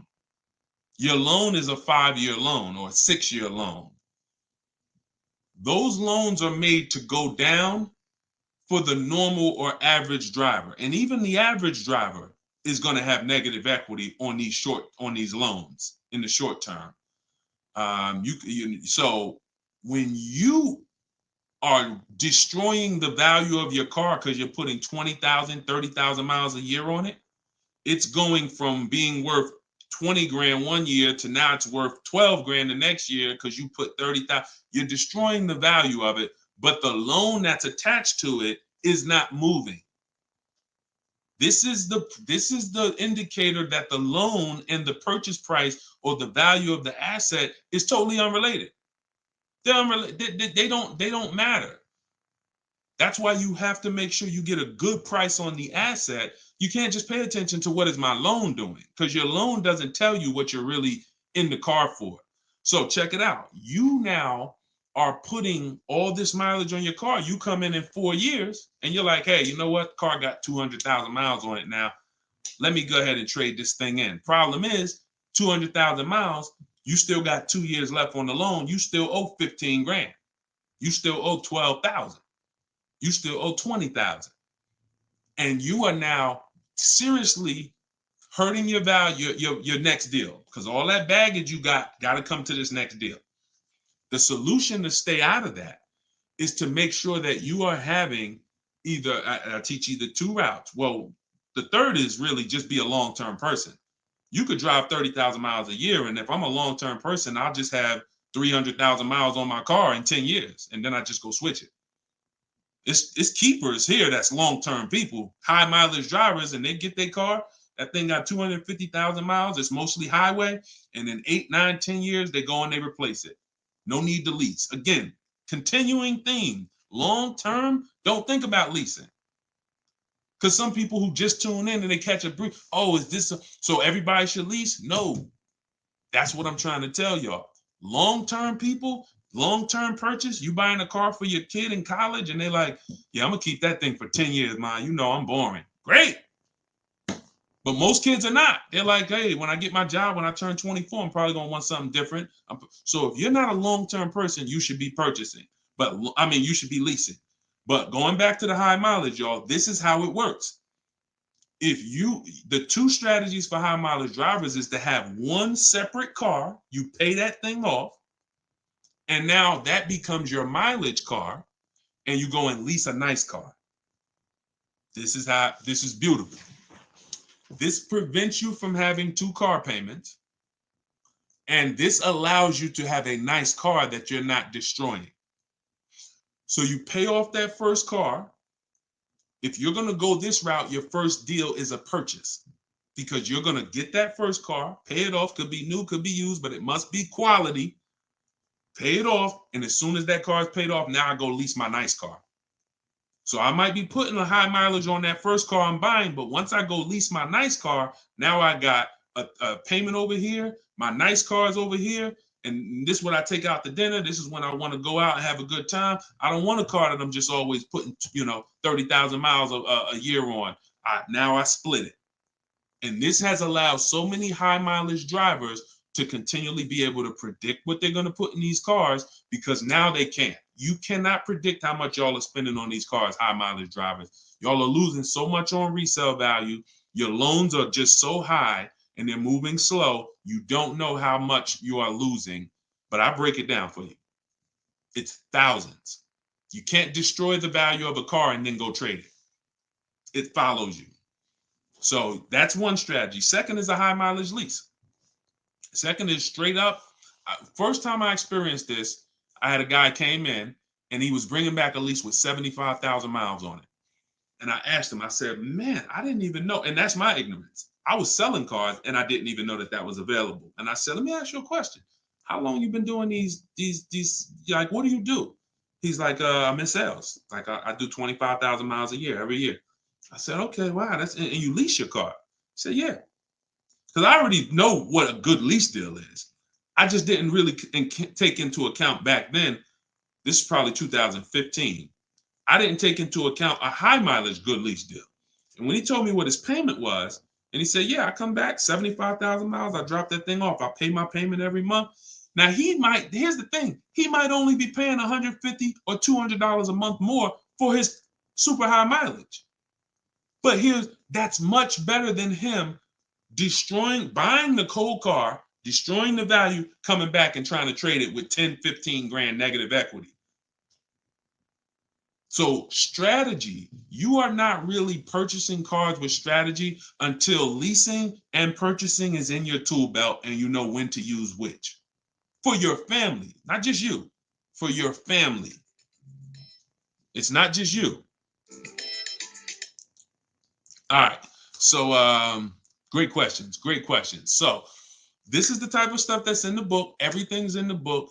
Whether you see me live, whether you see me on social media making videos, you're going to get all the information. You don't have to worry about, oh, Deshone is holding back info. It's not. Now, access to me, yes, I have access. I have a Cars from Home University where I coach people personally and we work together. That's access. But as far as the information's out there. It's how you want the information. We'll get it to you anyway. If you want it all in one spot, get the book, get Car Shopping for people that hate car shopping. Download it now. It's 75% off. Scan the QR code or go to deshonesbook.com or go to my Instagram or TikTok bio and get your 75% off copy. But other than that, you don't have to worry about not having the information. See, what y'all have had to deal with is how do we make great car deals? How do we not pay penalties when we don't have the information? But now the information's here. It's here for you. It's just you got to decide, how do I want the information? Do I want to look through all Deshone's videos? I got a video on every topic. More videos to come. They're not in order, and they're for different people. Some of you are going to purchase used cars. Some of you are going to lease. Some of you are going to buy a new car. Some of you are going to pay cash. Some of you have good credit. Some of you don't. So throughout all those videos, you got to sort through that. In the book, you're only following one path. When I do videos, when I do a book, it's like one path. Let's stay focused so that we can keep you on track. That's why it's step by step. Yeah, that's how the book is designed. All right, how do you purchase a vehicle without proof of income? That's tough. You need other things that are going to weigh. That's a good question. So if you don't have proof of income, credit profile gets you approved, not credit score. So proof of income is usually only required when you have a lower score or you have a new company, new business, and they need some type of way to, try to, make sure they're going to be all right recouping their money. How is the car going to be paid? So if I didn't have proof of income, then I got to work on credit. Or I got to have a lot of cash. And even then, what's the reason we don't have proof of income? Once I know that, I could better explain. What's the reason we don't have proof of income? Seems dealers don't care about mileage if you release with them. That's now good time. So now watch this, y'all. This comment just came in. We'll still cycle through all the comments. We got another little while in this hour. We're getting through as much as we get through. It's good time on YouTube said, seems dealers don't care about mileage if you release with them. Absolutely a mirage. I asked y'all earlier, who's had somebody a dealer say, oh, we'll take care of the old payments. We'll take care of the mileage penalty. It's absolutely not true. Since 2006, here's the only time, shout out to y'all running the likes up on TikTok. I appreciate it. Y'all keep running them up. Thank you so much. Shout out to the sharers. Everybody who shares good information, just hit the share button wherever you're at and share with somebody if you're in this sharing. So I've never seen mileage taken care of, ever. No program, no bank, no leasing company, and we've done thousands of transactions. I've never seen a leasing company say, we'll forgive mileage. Never. So that does not happen. Mileage penalties let's say we calculate a $2,000 mileage penalty, that gets rolled over to your next lease deal, and we're working that lease deal with that $2,000 accounted for. So whatever the deal is we're working you now, perfect, here's what it is. Make sure that $2,000 penalty is in there. You pay for that. Now, in some cases, very rare, there's loyalty programs where they waive some payments. Mercedes used to have this. It's since gone away, and they didn't have it on every vehicle. They didn't run it every month, where if you lease another Mercedes, we'll cover 3 of your old payments. So you could get out 3 months early, no penalty, but it had to be waived. Since I got into the business, I've heard dozens of people sitting around me say, we are going to be waiving those, but we're going to be taking care of those payments. Mm-mm. Are you waiving the payments? Oh, what do you mean by that? Are you waiving the payments? See that, and we when you ask them that question, I don't want you to even go in looking to get out early. I'd rather you know what your deal is, so you can shop from home the way I teach, where no one has to reveal that information to you. No one is. If you got the right strategy, you're never putting yourself in a position where someone can lie to you without you knowing it. So if you go in the old way and you go into one dealer and say, hey, I'm looking to get my, new lease and I got like penalties, and they'll say, okay, we'll take care of it. That's putting yourself in position to be lied to. Oh, we took care of that. We built in the payment. Yeah, all the payments are taken care of. This is your new payment. Mm-mm. When we shop, when we take control of our deal, that's not something someone's telling us. That's something we already know. Because when we're over on mileage, we always want to see how much can we sell the car for. I was over mileage on my Jeep, sold it, still made money. Still made money. There's plenty of people who go over on their mileage and can still sell their lease and make a lot of money. Even if they break even, they avoid the penalty. So first is always to do our equity assessment and see how much we can sell the car for. And if we can sell it, we avoid the penalty. And then we're choosing payments. Do we get out early? Do we make the payment? You see, when getting out of your lease early, unless you sell the vehicle, y'all, you can't get out of your lease early. You're breaking a contract. So I don't want y'all I don't want y'all using language or comfortable with language that cost you money, because you've heard people say this for years. Oh, I'm just going to get out of this. No, you're going to get out of it and you're going to pay penalties for that. So because they've taught us, or you've been taught, oh, you can get out, no problem. You call the dealership, hey, you know what, y'all? I bought so many cars from y'all. I know I'm supposed to keep this lease for how many years? It's supposed to be 3 years, Mrs. Johnson. Okay, yeah, but I think I'm ready for something new already. All right, well, when can you come in, Miss Johnson? See, they're never going to say, just so you know, Miss Johnson, if you break the lease, the penalty is going to be, pretty significant, because you contracted for 3 years and now you're getting out. So we're going to have to roll over probably about $3,000 or $4,000 or $5,000 to your new lease. So no, they'll just come in, get you in, and all right, here's your new payment, Miss Johnson. You don't realize that I'm paying $100 more for this car than I could have been paying if I just waited. But because you've been taught to be a payment shopper, it doesn't matter to you. But somebody who's financially savvy, who's like, man, I don't want that extra $100 coming out of my house for the same vehicle. You're not going to do this. So we cannot ever believe what dealers say about penalties, about, oh, we'll take care of that. We find out, can we sell our car to avoid the penalty? Or if I can't, I either got to pay the payments and get out earlier, or I'm going to stay in it and just take the mileage penalty. That's not a bad idea most times, y'all. Sometimes people will call and say, yo, I'm going over mileage. And I say, okay, well, based on how you're going over, you'll only be over by like 2,000 miles. That's only $500. Oh, I thought it was going to be more than that. Nah, you're going to be over by 2,000 miles. Just, wait till the end. And then when you get your new car, build that 500 into the deal, and that's it.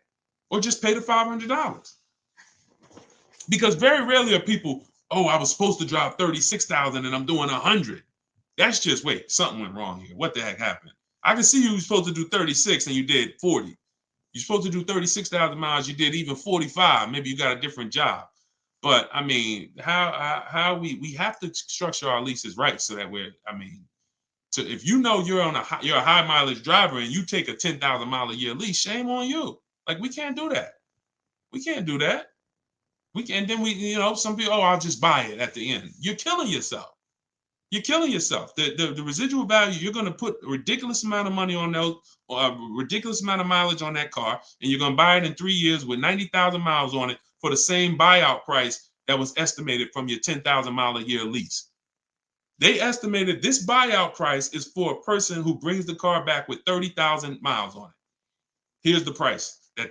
And then you bring it back with 90 and you pay the same price. Oh, I'm just going to buy it because I went over on the miles. No, killing yourself.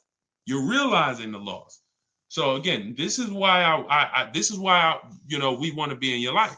This is why I'm doing my best to be in your life so that you can avoid these things. Anybody who really wants to have somebody, like we're set up. We've been doing this for 3 years as far as a company, providing education. So, I mean, whether it's hundreds, thousands, dozens, we're set up to make sure that everybody who wants to protect themselves and get the best deals are able to do it. Paula, got my book. Phenomenal. Use it. Everybody that got the book, thank you. I appreciate you, brother. Thank you so much, Lord. I appreciate you. We're going to be doing these lives regularly. I think, this is the best format. I like to come and interact and really answer questions and really show y'all, why I want you to start treating cars, buying cars and leasing cars, getting cars like buying small houses. Most people treat getting cars like going to Walmart and getting a TV, big screen. You come back home and you're like, man, it's like you get an itch, but you get an itch for a $30,000 decision or a $10,000 decision. When you start planning out your car purchases the way I'm going to show you, and you go in with a system and a strategy, the way that's taught in my book is 7 steps. First step is deciding whether you lease or buy. 7th step is delivery. So by the time you get to step 7 in my book, by the time you get to step 7 of what I teach, you should be picking up your car or it should be being delivered to you. So it's not about learning and reading and then, okay, Deshone, I just read everything. I just learned everything. I just watched all the videos. Now I'm ready to go get my car. No, we're going to you learn by doing. And if I teach you a different way to shop, different things to do, by the time you get your car, you're going to be like, oh, I didn't need Deshone to tell me what to do step 1 through 7. I just needed him to tell me this is step 1, do that. And then when I'm done, I come back. Okay, Deshone, I did step 1. What's step 2? Here's step 2. Do this now. Okay, perfect. Let me go on these websites, do step 2. Perfect. Just did step 2, Deshone. Perfect. Here's step 3. Do this. And we found that has been able to guarantee success for so many people. And that's how they're able to get the same deals that I get. Like this is this lady right here, this young lady, like Taupe. She got a BMW $54,750 BMW, putting dealers against each other. She got it for $690 a month. She got the protection plan and raised it up. Her payment on that BMW. Now, mind you, if you can see on YouTube, if you can see on Facebook, you can see this slide. $690 a month. People are paying for that $54,000 BMW. People are paying $1,100 a month. To go in and purchase that car, $54,000 is $1,100 a month with no money down because she didn't do any money down. $690. You see what I'm saying? Some of you might be looking, and quite honestly, some people may watch it because we're going to syndicate this. Whether you're watching this live or in syndication, doesn't change the value. You might be driving that same car, and you might be looking and saying, "Yo, I'm paying $1,000 a month for that car. She's paying $690. I put $8,000 down. She put no money down. We can't compare. You think Dave Ramsey, God forbid, and look, shout out to Dave Ramsey. I love what he teaches in terms of financial literacy. I love that he teaches people to invest and build for retirement and make sure I love that. But there's an area that he doesn't know what he's talking about, and that's when it comes to cars. See, look, credit is a big part of it has a lot to do with me helping you. Y'all don't hear me teaching credit. It's important. It's a complimentary topic for us to talk about. I talk cars, how to make sure you pay the lease for them. Yeah, maybe naturally. Let me get some credit tips too. Rodney, you could just go right to my TikTok bio, grab your book. It's 75% off. Click the link in my TikTok bio. You think she can ever listen to someone that tells her you shouldn't be leasing? She knows when to lease and when to purchase. She's not in love with that vehicle. She's not keeping that vehicle 8, 9, 10 years. So how can I drive this vehicle for the lowest amount of money in my household? I'm gonna shop all my offers. The dealer that wins the bid, I'm gonna see what it is. Oh, look at that. It's $690 a month. I'll take it. This is how we are going to keep thousands of dollars in our household. As things continue to go up, I need you guys to be spending, I need you not only to be making sure your cars are below your max budget so that every single month you're not growing tired and weary of your car payment. That means it just needs to be below your max budget. And then the second thing we need is to make sure that you are driving the best possible product for that money. You could be below budget and look at what you're driving for the money, and you're like, yeah, I'm below budget, but could I have gotten a better car for this money? Could I have gotten more car for this money? And I'm here to tell you that when you understand leasing, you're going to see there's no comparison. $690 a month for a daggone $1,100 a month vehicle to purchase. So short term, less than 8 years, we always lease. We never purchase. Now, in another episode, when we start talking about, in another segment, we'll talk about overpriced leases because every lease is not equal. Y'all gonna learn. We can't, every lease deal, even when you learn to shop, you must learn to shop. You must, because some 80% of dealers are overpriced on their leases. 80% of dealers who gave Tope a quote, let me come back from this screen. 80% of dealers who gave a quote to this young lady, Tope, on her BMW, were a lot higher. Some of you even saw it on the video. It said it when she wrote it. It said, man, all these other offers were a lot higher. That's how it's supposed to be. So you can't go back and forth with one dealer. You must reveal the best dealer, the best offer through multiple offers. So that's what you do. And you do that whether you're leasing or purchasing. And when you start doing that, you'll understand. That's in the book. That's what I teach. Bids. One-to-one negotiation is dead. I want y'all to eliminate one-to-one from we never do it. Because you cannot do that with any other item and win. You can't do it with jewelry. You can't do it with groceries. You can't do it with televisions. You can't do it with houses. One-to-one negotiations, you lose every time. You must see multiple options, multiple offers, and then we pick the best one. And what you see is that's gonna be done with loans we get, cars we buy, and cars that we sell. We don't trade. So, all right, yeah, this has been great. I need her contact. I don't know what you, I guess y'all having a conversation. I didn't know what y'all needed contact-wise. All right, let's see. Is buying and selling a car a good hustle? I'm not really teaching people how to buy and sell cars because, there's, if you want to go into the car business, that's not what I teach. Do I have to log out to purchase the book? You shouldn't have to. Let me try to reset. Let me know if it's still showing a $97 price or if everybody was able to get the 75% off price. Let us know. All right, I just reset it, so it should give you an opportunity to go back in there now and get your and get it at the 97% off. All right. Buy dealer loaner cars. It depends. Those can be great opportunities. But again, we still need something to compare it to, Tina. Tina on Facebook said, buy dealer loaner cars. Now, we will buy or lease a loaner car if it's a great offer. So when we reach out to dealers, you'll see in the book, I teach you to go to the website because I give you my scripts. I tell you what to say. Some of you could do it by phone if you want to call a dealership and try to get multiple offers, but I would only speak to a sales manager.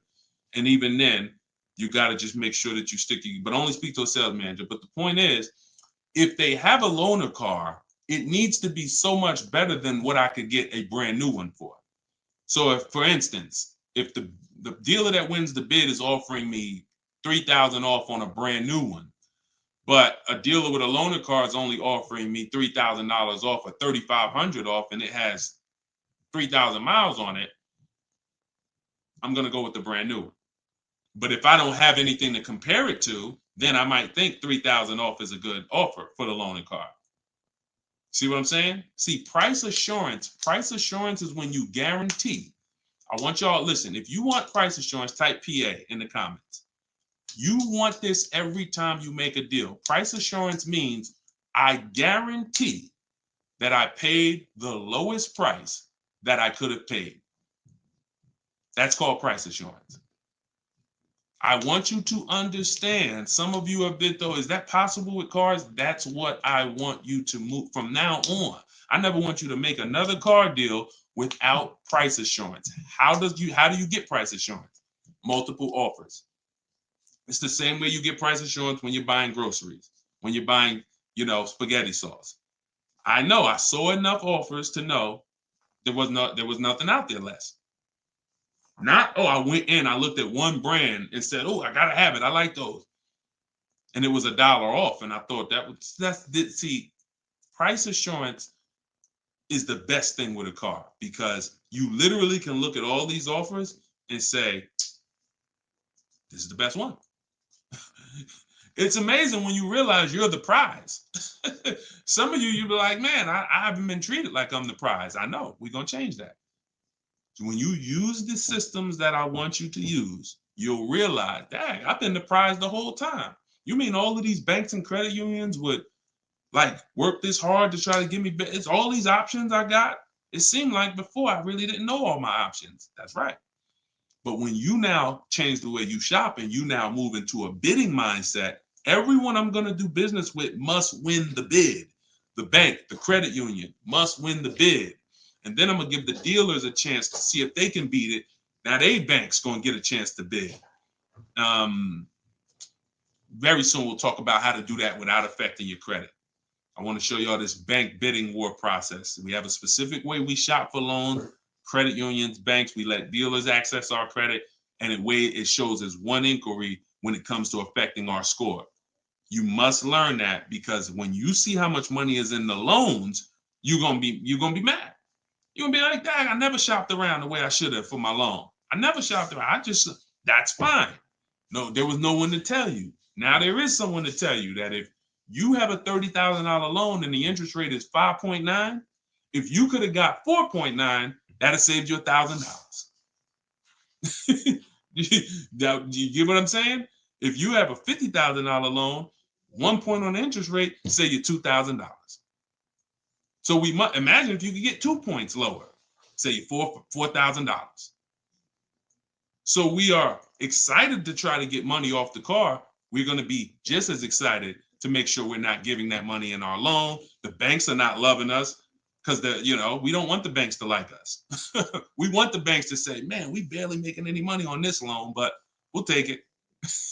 You don't want the bank to say, every time they need a loan, they just come right to us. They love us. Give them 5.9. They don't ask no question. Give them 6.29. Give them 7.2. Whatever. They're not gonna shop. No, we don't want that. So, all right, y'all. So I will be back for another segment. These are the things we're gonna continue to do. We'll be live on all 4 platforms. We look to partner with more platforms in the future. So if there's a platform that y'all think we should be on streaming, let us know. Right now, we are, Facebook, Instagram, TikTok, and YouTube. So it's been great. We had probably, consistently 400 or 500 people on here. And so if you want to get your book at 75% off, as long as the timer hasn't come down, you should click the TikTok bio. Name of the book is Car Shopping for People That Hate Car Shopping. If you Google it, you'll see it's already rated 4.94 on Goodreads. We have 31 reviews. So we're on our way to being a 5-star bestseller. And it's really the people using it. So I want you all to use it. Get it for 75% off. Normal price is $97. Download it immediately. Start to use it. If you're on YouTube or Facebook, you can scan the QR code and get your copy, or go to Deshone's book. Yes, Mandy. Facebook is the same handle, Deshone the Auto Advisor, on every channel, whether it's YouTube, Facebook, Instagram. It's always Deshone the Auto Advisor. So we'll be back to answer more questions. We'll be talking more about leasing, but we'll be talking more about deal structure, shopping, how to check and make sure cars are reliable. There's a lot of cars going out here with bad reliability ratings, bad longevity ratings. So they are not the cars that we need to be buying for keepers. We got things we got to look out for, y'all. Like, this is the tip of the iceberg. We're buying a car to keep. You know how many people have bought a car, it wasn't quality, we didn't check longevity. I thought I was going to keep it 8 years, 10 years, but car started giving me issues, transmission issues at 80,000 miles. I didn't know that. We got to make sure we're checking these things. We got to make sure we look into every, so we'll break this down step by step. I'll be going over my system, my 7-step system, and just going deep with pieces of it and answering you guys' questions. Borrow against your money in the bank. Yeah, that's fine. Whatever gets you the biggest net return, Tina. She said, I don't get loans. Borrow against your money in the bank. As long as, just whatever gets you the best net return. I'm just here to tell you that interest isn't the only loss on money. Opportunity cost is a loss when it comes to financial. If you were taking a class on finance, opportunity cost is real. If I could have put my money in something and made 10% on it, but my money was in a car and I didn't have that money, and that money is losing me 10% in the car. So let's just say I put the 20 grand in the car, and then every year that 20 grand is worth 2,000 less, then I'm losing. It's a negative 10% return every year on that 20 grand. When I could have had that 20 grand somewhere getting me 10%, use the bank's money at 4%, and now I'm still at a net positive when it comes to, am I richer at the end of the year? Am I richer at the end of the month? So I just say that to say we've been taught when it comes to finance, we just talk interest. Oh, I don't want to pay interest. I don't want to pay interest. But I'm here to make sure everyone knows the total package of why people who don't pay cash for cars, who could afford to, who literally can write $100,000 check for anything they want, why they don't. See, I'm not interested in, I'm interested in why the people who could pay cash for cars choose not to. And it's not what you've been taught. Some of it's not because, they just love debt. Now, these people have paid off houses. So these are the things that we're going to be talking about. So, and again, all in my book. If you want it all in one place, grab your copy. But yeah, this was a great segment. We will certainly be back. Always a pleasure. And just make sure you're subscribed so you do get notifications when we go live. Make sure you're subscribed on TikTok. Make sure you're following so that when we're live, you can jump on because we're going to be doing this a lot. All right. I'll see y'all soon. God bless everybody.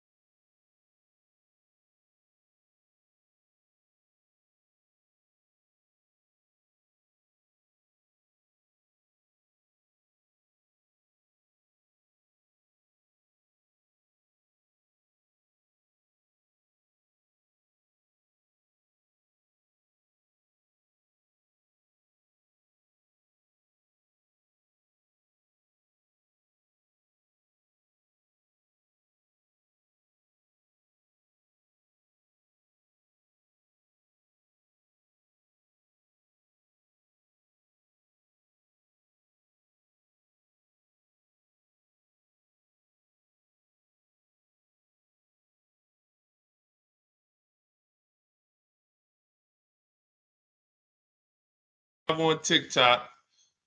All right. This is our first time going for everybody. So I think we're hold on, let me hit Instagram. See, but then when I come here, I hit go live. Okay, here we go. We're good. We're good. I think we're good on all 4 platforms for the first time. Listen, if you are car shopping now or in the next 12 months, I want you to type me in the comments. No matter where you are, I want you to type me in the comments. We are live on Instagram, YouTube, Facebook, as well as TikTok. Good to see you, Colette. Good to see you, Andrew. After you come in, we haven't done this in a while because I'm just getting back into going live. But if you've been with us for a little bit, you know we do a roll call. Where are you checking in at? Good morning, good afternoon, good evening, depending on what time. I see you, South Carolina. Okay.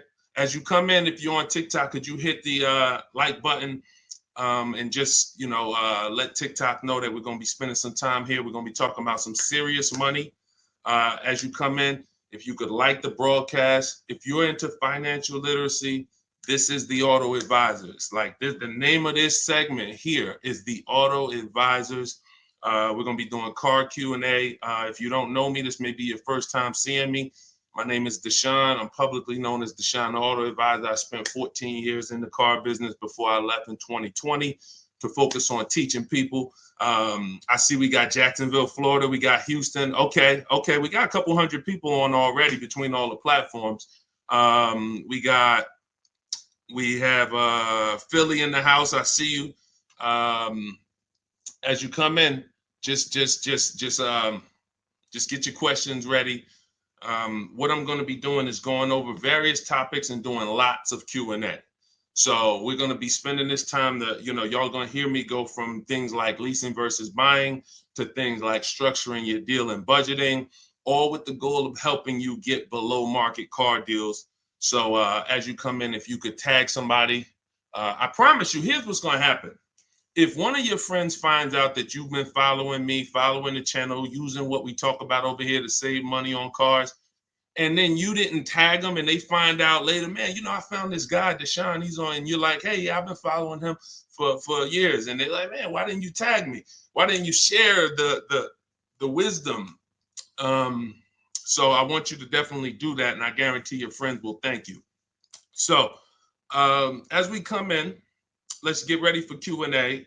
I just want to make sure I did all the housekeeping. My new digital book, Car Shopping for People That Hate Car Shopping, is on sale right now. It's 75% off for our launch, so it will be 75% off the whole time that we're on. If you're seeing this video, you can go to deshonsbook.com, get your copy for 75% off. It's a digital book, and it's digital for a reason, y'all. It must be. I got links in there. I got links to scripts that you're going to be using. I don't want you guys having unpredictable car buying experiences. I want to see you having very predictable, controlled experiences. And in order for you to do that, you have to know what to say. And so I'm going to be talking about all of that. We'll be talking about all of this while we're on. So let's get to the Q&A. I just want to make sure you know, if you're on TikTok, you could go to my TikTok bio, get your copy. It's on sale for a couple minutes for 75% off. And then if you're on Instagram, you could go to my bio. If you're watching online, you can go to Deshone's book, or you can scan the QR code. All right, so let's get into it. Let me just make sure I can see the comments on Instagram. Let's see if I go live here. And okay. Can you talk about, this is Kira from TikTok. She said, can you talk about turning in a lease vehicle to another dealership to lease their vehicle? Very good question. We don't want to turn in lease vehicles without making sure we can't make any money on them. Some people have asked, do we have equity in every car? Equity is not in every car, but you do need to check if you have equity before you return your vehicle. Here's how we do it. We're going to call our bank. We're going to get our payoff. We need to get our payoff. You don't want the residual value, because the residual value doesn't include any payment you have, anything. You need the payoff. And what that's going to do is tell you the price that you could buy the car for. Now there's a customer payoff. Can we light up the likes on TikTok, please, so we could get some attention and let people know we setting people free financially. If you on YouTube, if you on Facebook, if you could like the broadcast and tag somebody, I promise they'll thank you. So the first thing we're doing, y'all, we're never returning our leases. We are never returning our leases without doing an equity assessment. We got to check to see if we have any equity in our vehicle. We get our payoff. And then we're going to get at least 5 cash offers. At least 5 cash offers. What does that look like? That means you're getting offers from Vroom's out of business. Driveway, you're getting offers from, and I'm gonna tell you, when you do this, if you are selling a lease, you must put no when it asks, is the vehicle a lease? You must put no. And I'm gonna tell you why. The way these companies are set up, they're set up to buy vehicles. But in 2022, 2021, when they saw us making all this money selling our leases, a lot of the auto companies got the banks implemented what's known as a third-party restriction, which doesn't limit if you can sell your vehicle. It doesn't. It limits who you can sell it to. So we got to ask our banks, do I have a third-party restriction? And the way these buyers' websites are set up, the ones I just named, the Driveways, the AutoNations, the Kelly's Blue Book Instant Cash Offers, these are people who literally inspect your car, give you a check the same day, CarMax, Carvana, and we must get offers from all of them. See, we don't realize, as y'all learn more about saving thousands effortlessly and easily, you're going to learn it comes through bids. It comes through bids. It doesn't come through giving one person an opportunity to buy your vehicle. We must get bids. When we let the market bid on our vehicles, we're going to win every single time. We're never going to worry about if we overspent. We're never going to worry. This is all in the book. So everything I'm teaching y'all on this live and in my free vid, it's all in my book, step by step, 75% off, get yours. But you have to know exactly what the market will pay for our vehicle. We must know that, and that's very easy to do. Going to these websites, getting these offers. Their offers are really good. They put their best foot forward. Sometimes the dealerships, which are Kelly's Blue Book, Instant Cash Offer, AutoNation, they might try to, what they're trying to do is put a number online and see if they can stand by it. So we got to make sure we're very accurate when we tell people how much, what the condition is of our vehicle. But then we're getting offers. So if you get those offers, y'all, and you see that those offers are $1,000, $2,000, $3,000 more than your payoff, then that means you have equity. If it's $4,000 or $5,000, that means you have equity. And here's what you got to know.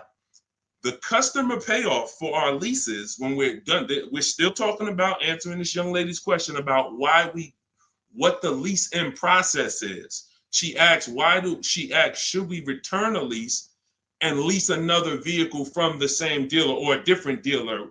What I'm trying to tell y'all and get across to y'all is all of our transactions from now on, who we sell our car to, that's going to be different than who we buy our car from. See, y'all know that the car business has programmed us to give the dealership 3 transactions. We're going to buy a car from them. A lot of times we're going to trade our cars in, and then we're going to get our financing from them. What I'm telling y'all is, as you use what I teach and you really want to save thousands and thousands and guarantee your best deal, if you want to guarantee every time you get a car, it's your best price possible, type me in the comments. If you want to just type a G for guarantee. I want to know every time. In order for y'all to do this, we got to start separating our transactions. So I see you, Terry. I see you, Israel. I see you. Okay, so we all type in G's. This is what we must do to guarantee that we got the best price car. I see you, Father of Legends. I see you, Johnny Martinez. All right, we live on every platform.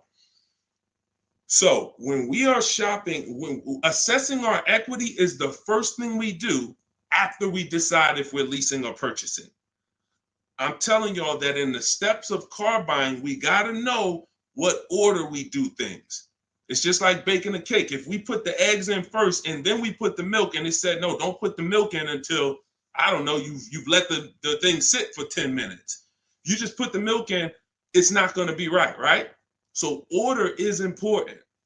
Shout out to the sharers. I appreciate it. And listen, I appreciate everybody who shares. I appreciate everybody who helps us spread this message. And in time, we're going to do something great for the sharers, because we can't do this without y'all telling people about it. So this is the equity assessment. We don't worry about what car we're going to buy yet. We don't worry about who we're going to get our loan from yet. Here's why. Until we know what our equity position is, we don't know what we're doing. Example, if you run your equity, you find out you got $3,000. Well, that money is as good as cash in your pocket, or you can put it into your next transaction, or you can put half in your pocket, half into the next transaction. Y'all see why knowing your equity position is super important? Here's another reason. Let's say we have negative equity. Negative equity means we owe more than the car is worth. In my book, I talk about, and you'll hear me talk about it in my free videos, there's only 3 things you can do with negative equity. You can pay it off. I call it paying the difference. You take the highest offer. If it's like 2,000 or 3,000 different, you just pay it off and you're now done with it. No baggage. You can transfer it within limits though. So when you go to transfer negative equity over, this is where we get to the point where negative equity can either stop our deals or it can literally kill our deal. The bank is only going to approve a certain amount above the value of the car we buy. So let's say we're buying a $20,000 car. The bank's not going to approve 30,000, 40, 50,000. They're going to look at the price and say, wait, car's worth 20. We might lend 26, depending on the customer's credit, but we're not lending 30. We're not lending 35 on a $20,000 car, which means if you have 8 grand, 10 grand of negative equity, you can't transfer all of that over because you're going above the loan to value ratios. This is why negative equity, knowing the cause, is important. And there's 2 causes. You don't understand leasing and you're switching cars with loans on them. If there's an emergency, we understand that. I see y'all. Shout it out. We live. Literally, I see between all the platforms, we got about 400 or 500 people on here right now. So shout it out. Can we get the TikTok likes up? Can y'all keep tapping the screen on TikTok? Let's make some noise over on TikTok. But we're doing great.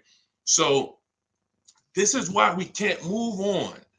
But I'm telling y'all, 99 times out of 100, I've been in the car business since 2006. I left in 2020.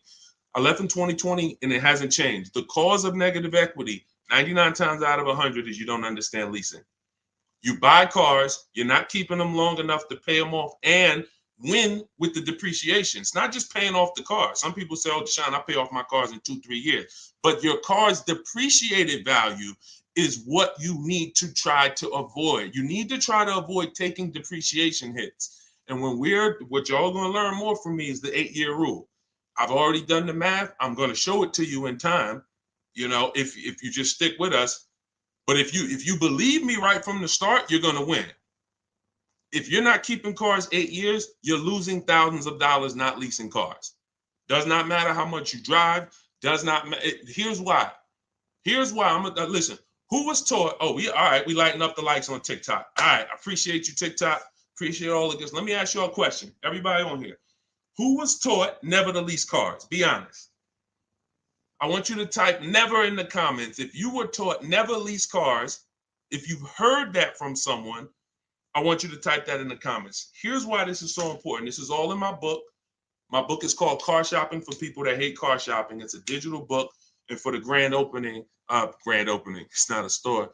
For the launch of the book, the official launch, we're doing 75% off for everybody. So you could go to my TikTok bio, you could go to my Instagram bio, you could go to deshonsbook.com, or you can scan the QR code and you can get your book for 75% off for a couple minutes. So we have a lot of people who were taught never lease a car. Never lease a car. Let me tell y'all how much. I'm going to give you a little sense on how much that's cost you. And then, we'll go deeper. Everybody, let's say you're a person who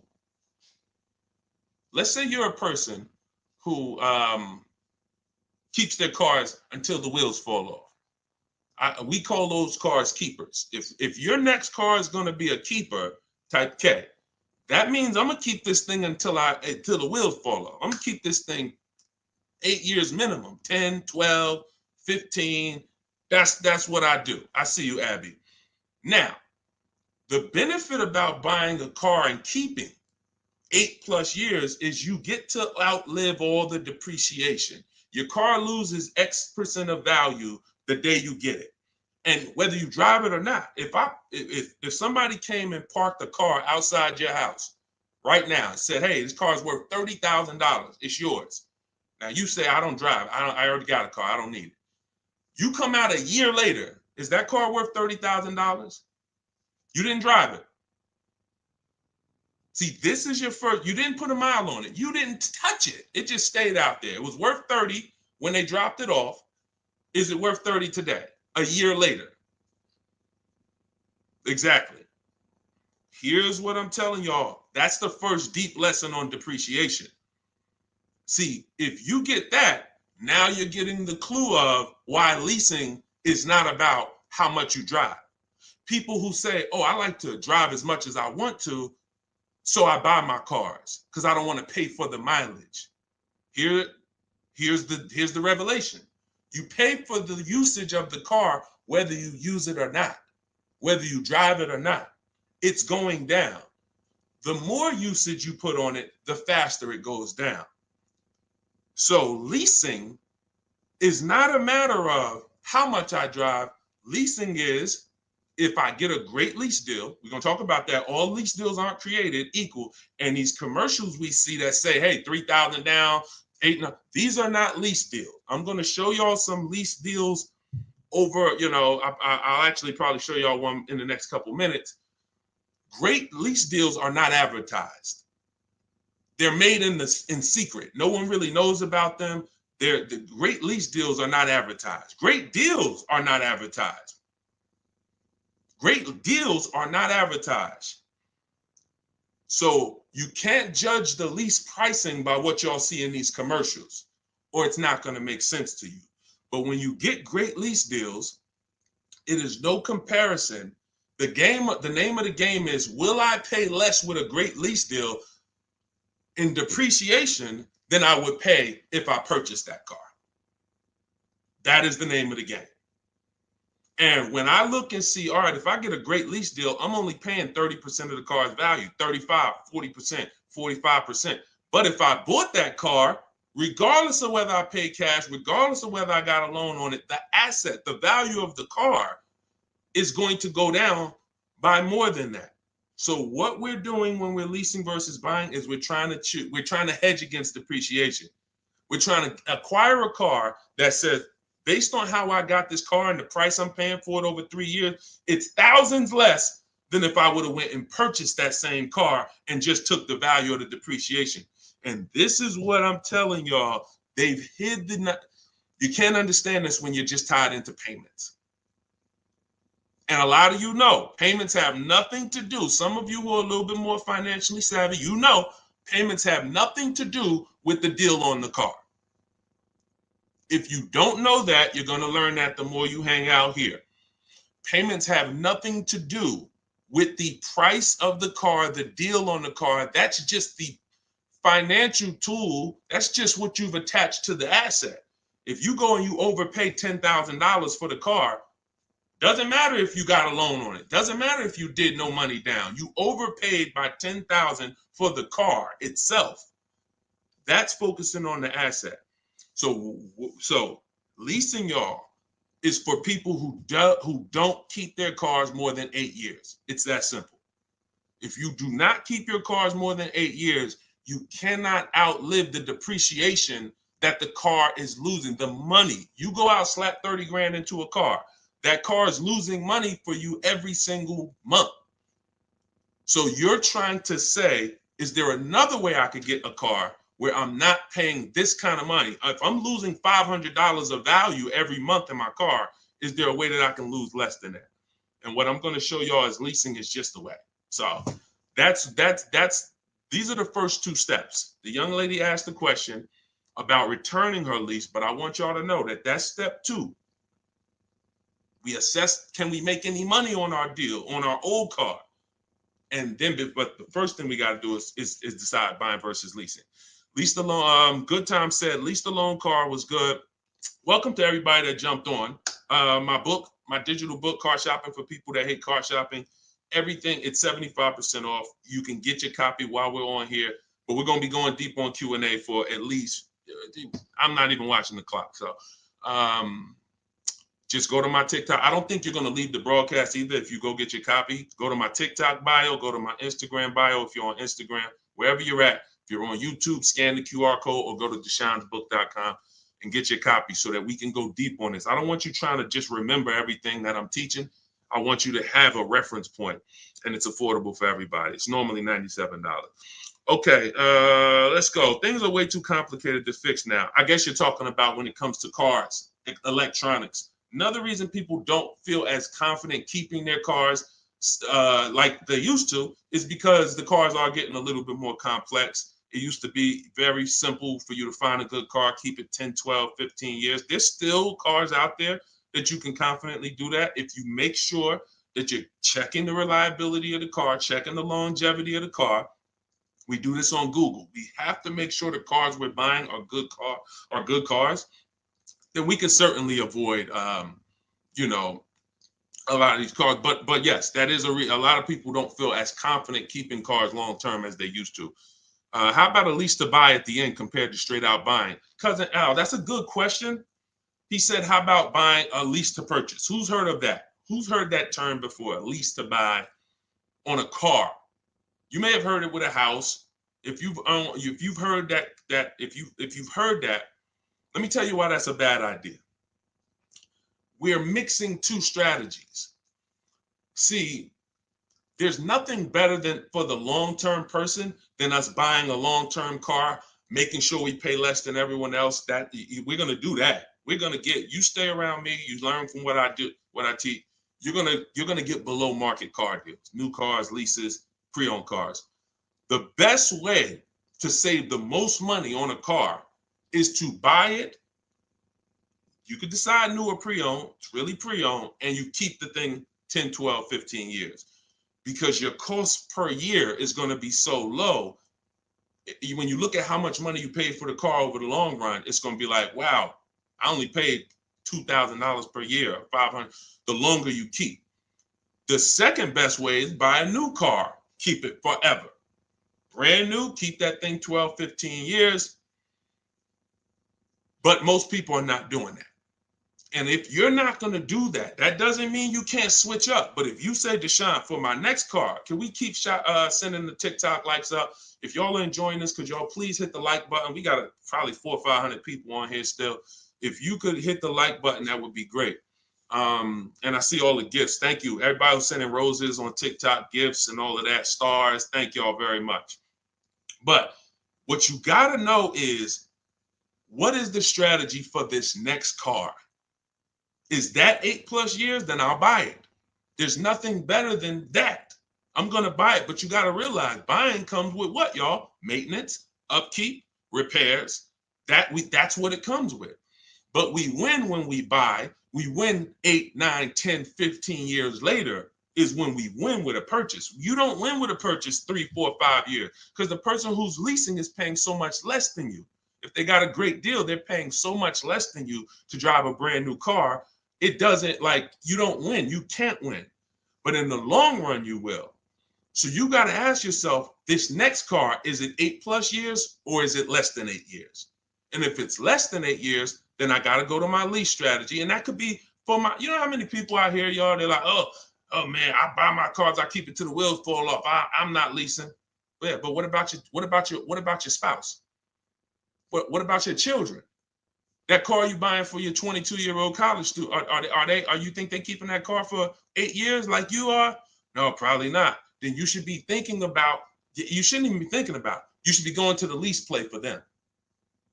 You know how many people have put their kids in a $21,000 car paying $500 a month, $20,000 Toyota Corolla, paying $500 a month because they wanted to buy them their first car, and they go get them a $20,000 Corolla that they could be leasing for $300 a month. And then that kid wakes up in 3 years and they're like, man, I'm paying $450 a month for a Corolla. I don't really like the car. Plus it's kind of expensive. This is what happens. I've seen it millions of times. Some of you may have experienced this. Your first car might have been like that. Maybe your parents went and got you your first car and purchased it. But I'm telling you that if they understood leasing, they could, especially if you were going to pay the bill, they would understand. we're not keeping this car long enough. We should be leasing it. And so I'm going to keep hammering now. I'm never going to stop hammering because we got years and years of bad information that we got to unravel. People who've been doing damage, y'all. Big audiences, big platforms, just telling people, oh, leasing is the most expensive way to own a car. Guarantee you, if I had 10 minutes on them with a live and I bet them $100,000, are you willing to bet 100? Just let me just ask you. You sound very confident when you're talking to the public. They don't realize how much money they're costing you. So my question would be, if I can show you that advice you're giving them is completely wrong financially, will you pay me $100,000? Will you take the bet? Because if you're willing to say that, stand on it. That's what they tell y'all. Exactly. He said that's what they tell us. See, and that's why I'm here. That's why it's very important what we do. That's why it's important when you share, when you tell somebody about these broadcasts, when you tell somebody, watch what they're doing over there at the like we're coming in to unravel years of bad advice. And a big part of that is leasing. Not the only part, but a big part of that is leasing. But you cannot all lease deals aren't created equal, y'all. Lease deals are when we shop for lease deals, you must get bids. And I'm telling y'all, you must get bids for everything. We'll talk more about that as we continue to go on. All right, let's get to some more questions. Why are taxes added to a buyout when they're already included in the paid? Somebody said, Christina on TikTok said, why is taxes added to the lease buyout price when it's already included in the monthly payment? Well, it's only included in the payment for the portion of the car you're leasing. So when you're paying for, your 30-40% of the car, 50%, the better lease deal you got, the lower percentage of the car you're paying towards over 3 years. That's what the tax is calculated on. That back end, which is when the car goes back to the bank or the next buyer, there's no taxes factored in on that. Depending on your state, sometimes they will put tax on the payment, but they're not usually. I don't recall ever seeing a case where they're taxing you on the whole car because you're not using that portion of the car. That's why when you lease, when you look on your credit report, you'll see the only part you're responsible for is the part that you're using. So even though the car might be 40 grand, it might say balance owed 18 because you're only responsible for that 14. You're not responsible for the back end. All right, we lighten up the likes on TikTok. Appreciate y'all. I see you, Lisa Vasquez. Welcome. Kat, I see you. All right, let's go. Let's continue to rotate questions. What happens to my down payment on the lease? See, a lot of people asking about leasing. This is good. This just goes to tell you something. A lot more y'all gonna lease when you understand it. In fact, when you understand it, your next car will be a lease. Quite honestly, unless you can guarantee me, Deshone, I'm keeping it 8 years. If you say, Deshone, I'm keeping this thing 8 years, you go ahead and buy it. Don't think about leasing. Go ahead and buy it. But if you cannot confidently say I'm keeping this car at least 8 years, and you're gonna learn, I'm gonna do a upcoming show where I show y'all my screen. So if you're on TikTok, make sure you're on YouTube or make sure you're on Facebook. If you're on Instagram, because y'all are not going to be able to see my computer screen when I actually go deep and show everybody, my screen and we compare. I'm going to show you all the numbers because I'm not going to sit here and I don't want y'all thinking this is my opinion. This is by the numbers. So Good Time says, what happened to my down payment on the lease? So you should only do a down payment on the lease after you've already verified you got a great deal. Pay attention. This is very important. Once you down payments, y'all, never come into play until we verify we got a great deal. This is all in my book, Car Shopping for People That Hate Car Shopping, my digital book. You can download your copy. Go to deshonsbook.com. It's 75% off for a couple minutes. You won't leave the broadcast, but I don't want you to miss the opportunity. The book is great value at $97, but for our official book launch, we're doing 75% off. So you can scan the QR code or go to my Instagram or TikTok bio. Get your 75% off book. So when you are doing the down payment, whether you're purchasing or whether you are leasing, it's critical that we verify we got a great deal on the car before we ever talk about payments. This has always been. How many of you have had this question? You're looking at a car and they say, hey, what do you want the payment to be? What's your goal? What's your goal for your payment? Type a $ if you've heard that question. What's your goal for the payment? Thank you, Say What. I appreciate all the compliment. I appreciate it. If you've heard that question, type a $. What do you want your payment to be? What's your payment goal, right? Here's why that's not important. And here's why you never feed into that. If you feed into that, you run the risk of focusing on the payment structure and not the price of the car. You also run the risk of focusing on the payment structure and not shopping for your own interest rate and letting banks bid on your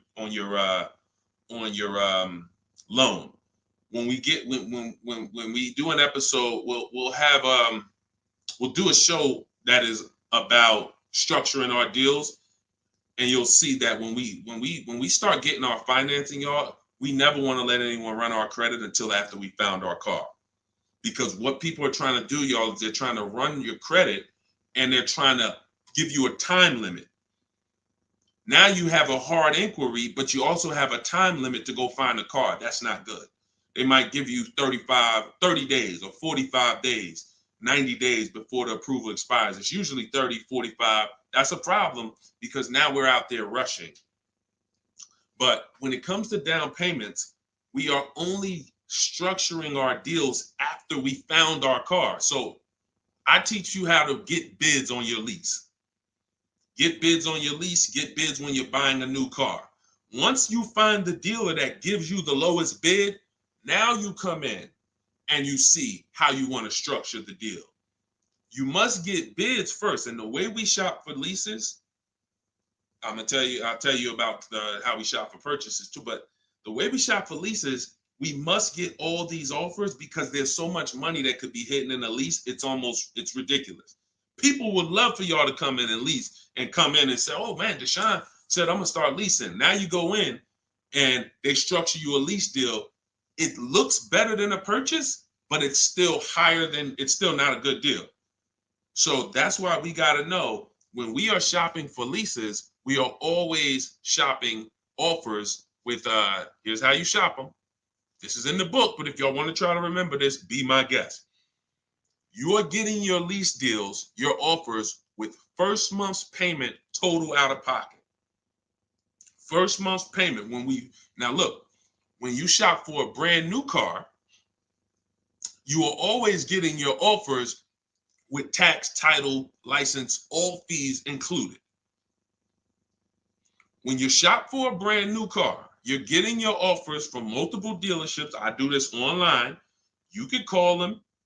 I would suggest you do it my way. But if you want to call them, you can talk to a sales manager and you say, hey, I got this car. I'm looking to see if you got something similar, but I need an offer with all taxes, fees, everything included.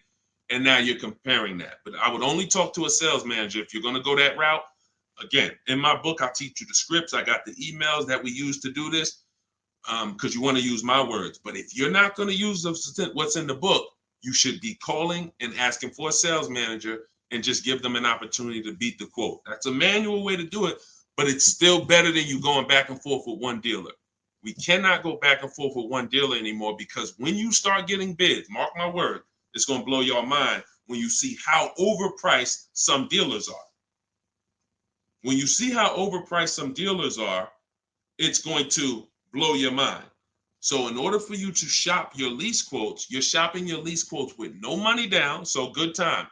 When you talk about what happens to your down payment on a lease, well, you're not putting your down payment down until you got a great lease deal. So you get your lease deal, first payment, and then you divide that into the monthly payment. Into the MSRP. Very important. Let me give you all an example. Pull up my calculator. So let's say I got an offer of $500 a month on a $40,000 car. That's what's called a 1.25% lease. You take the monthly payment and you divide it into the MSRP. That gives you a percentage. The lower percentage, the better the deal. And this originated from some of who's heard me mention the 1.5% rule for bad lease deals. Type me if you've heard that. No, you don't have to tell them you're pre-qualified before you go. It's not even a question. We're just shopping for the price of a car. So you've heard, okay. Okay. So, see, and I looked at another question while I was in the middle of answering one. So, wait, we were talking about lease quotes. We were talking about, okay. Okay, that's right. The 1.5% rule. So when y'all hear me mention the 1.5% rule, I'm telling y'all, again, it goes back to the fact the lease, the name of the game with a lease is how much can I pay for a car over 3 years that I'm giving back? The lower, the better. So since the beginning of time, people who got great lease deals knew about the 1% rule. The 1% rule said, if I buy a car, if my lease payment is 1% of the MSRP or below, it's a steal. So if I'm looking at a $40,000 car and my lease payment on it, 12,000 miles per year, is $400 a month, no money out. No money. I know that y'all may have been taught, yo, you got to put money down when you lease. That is a lie. I'm going to be peeling back a lot of lies, a lot of misconceptions, a lot of bad belief systems that we've picked up, and we're going to tear those down. So money down with a lease is absolutely not a requirement. So when we're getting our lease deals, example, 2018, I leased a 2018 Jeep Grand Cherokee Laredo. It was $35,000. I gave them $330 a month, and I drove off. That was my payment. 39-month lease. We'll talk about in the future. We don't do 4-year leases. We'll talk about that in the future. But that's the 1% rule. 1%. Now look at that. Think about value, y'all. You drive off the lot in a brand new $35,000 car, and you're paying $330 a month. That's under 1%. So these are steals. I call these steals. You ever see a lease deal like that? It's not a deal. It's a steal. Now, in order to get that type of deal, you need a great lease program. So we can't. So it's not just like, oh, every car has a 1% deal. No, if they don't have a ton of rebates, if they don't have a good residual value, if they don't have a good rate, then it's not going to happen. But in the long run, we can't control that. All we can control is how we're going to shop. And the way we shop is get your first month's payment. Is you tell every dealer, give me a quote with first month's payment, and put all the taxes and all the fees into the monthly payment.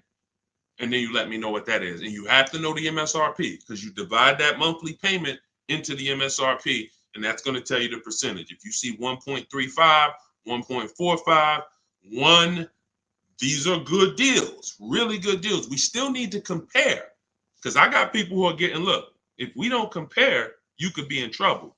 You don't want to just take a deal.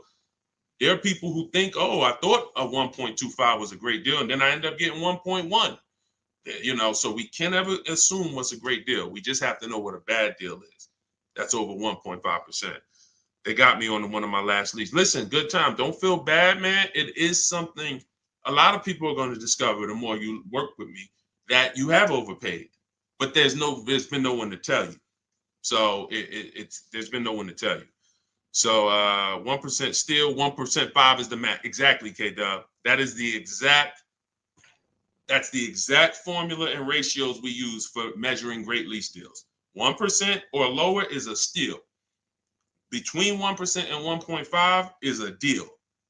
That's great value compared to purchasing. So when someone drives off the lot with a great value lease, 1.25, anything under 1.5, they're paying less than someone who purchased. They're paying less than someone who purchased. Once you get above 1.5, you're now going close to spending the same amount as the person who bought the vehicle, which we don't want, which we can't do. We eliminate the benefits of leasing. And some lease programs y'all are going to see are bad. You shop multiple offers and the lease programs are bad. We can't get those leases. I will never co-sign, because leasing is a value play. I will never co-sign you getting a car because you like the car a lot and overpaying for a lease, because the lease program is bad. Sometimes, I want a Range Rover Velar. The lease program is bad. All right, well, I'm going to go get a Genesis GV870, And then, you know, maybe in 3 years, the Range Rover lease program will be good. But right now, I'm not going to do it because no one loves a car that they're leasing. You always just like it. If you're leasing, you're switching cars every 3 years. You don't love anything. When you love a car, you buy it, you keep the thing 10 years. That's love. But typically, a person who's not keeping their car long term, you get, you know, you 3 years, you're like, okay, I could get another car. 5 years, you know, people who buy cars to keep, they don't think like that. Like, they ain't even looking for a reason to get rid of it until, you know, transmission goes out. And then I always joke because as a keeper, what do you do when the transmission goes out? If anybody on here has bought their cars and kept them till the wheels fall off, when the transmission goes out, what do you do? What do you do? See, you're not a keeper. You're not buying a car to be a keeper. That transmission go out, you ready to get rid of it. You ready to get rid of it. Look, a lot of people are like, no, I go fix it. I go get another transmission. Exactly. All right. All right, let's keep the questions moving. Welcome to the people who just jumped on. Happy to have you. If you're enjoying the broadcast, could you please make sure you are subscribed to us on YouTube? That's where we're going to be able to share really when we get into, which is coming very soon, I'm going to be sharing visuals for y'all to see.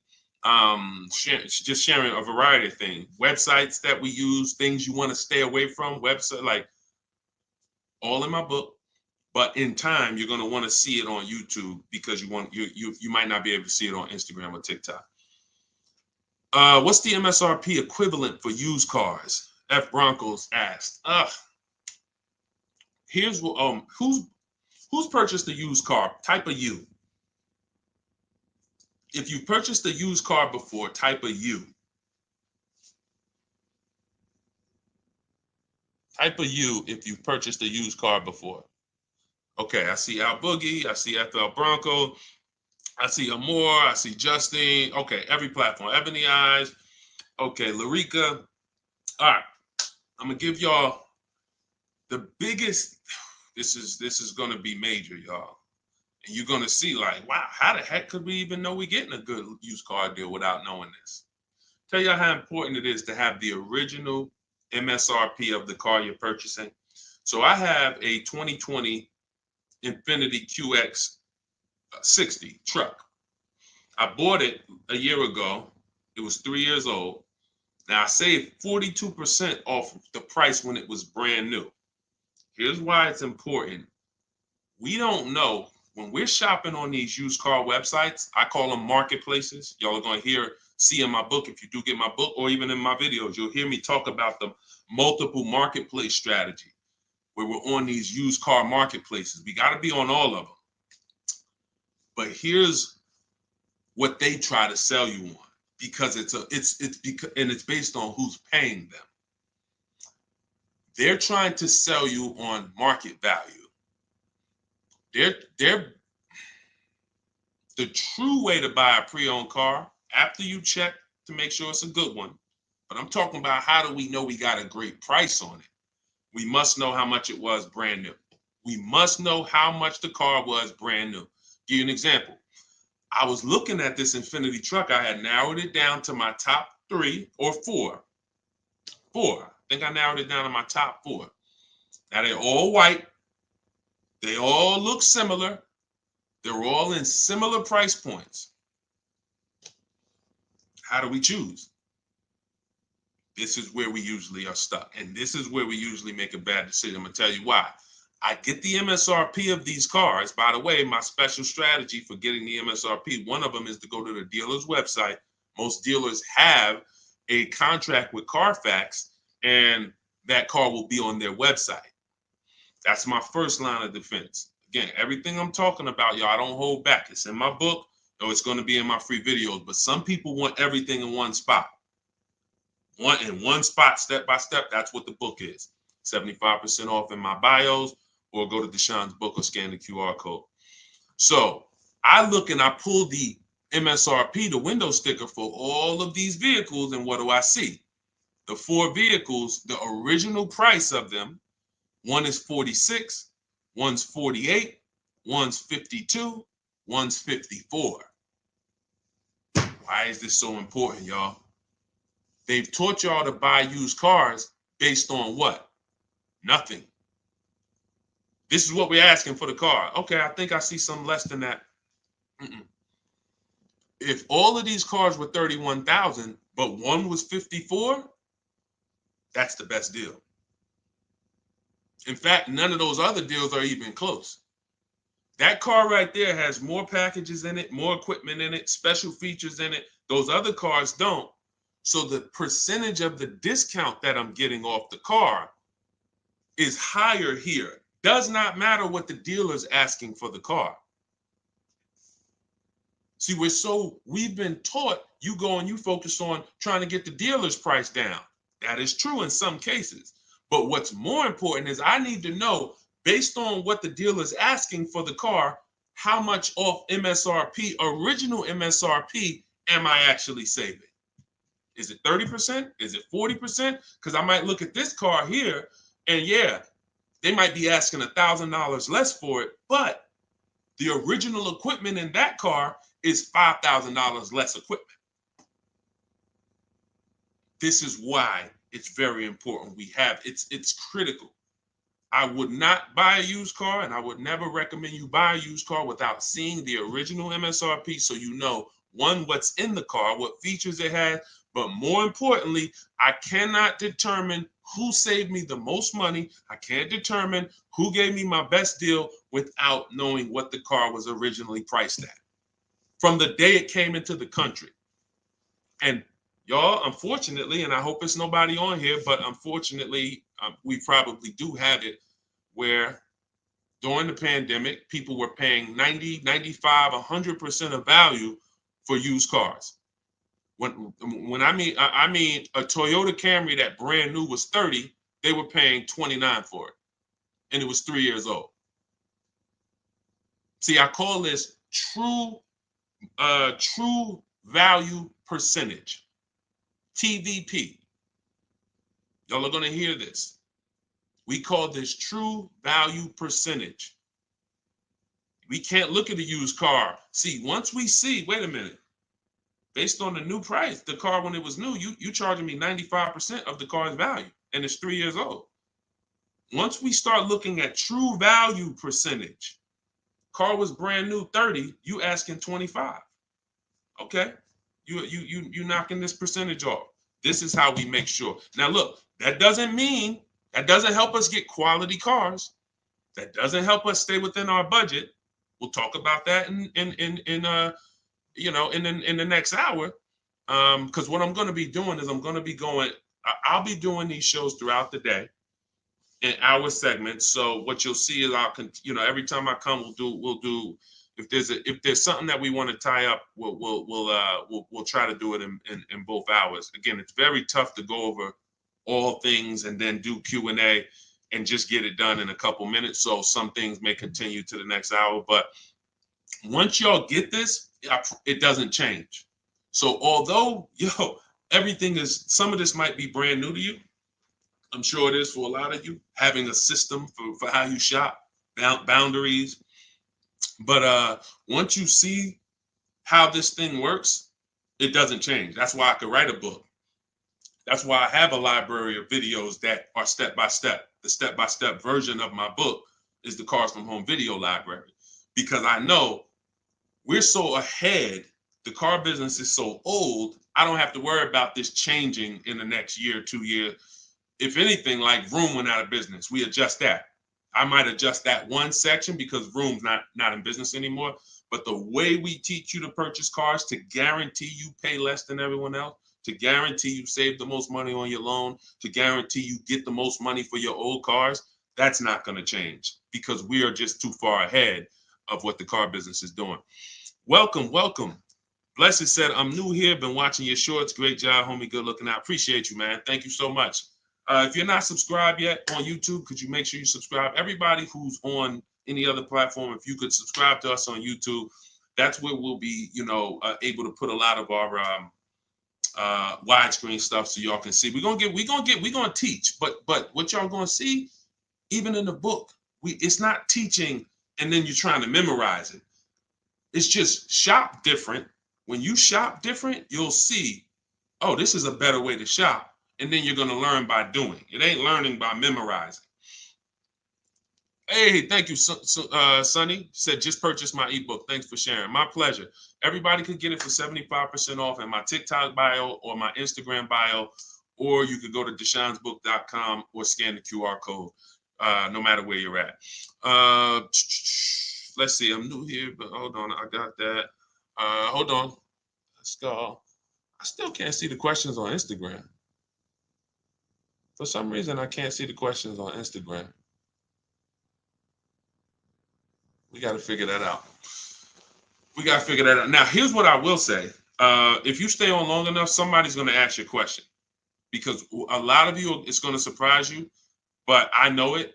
We've been working with people long enough to know a lot of you have the same situation, literally. So you stay on, even if you don't, your question doesn't get answered, you'll hear somebody that's, oh, that's the exact same situation that I'm in. Josie said, I really need help. I'm interested in buying a 2001 H1 with 70,000 miles, 75,000. Should I go for a 40,000 of 50K? I don't really understand that.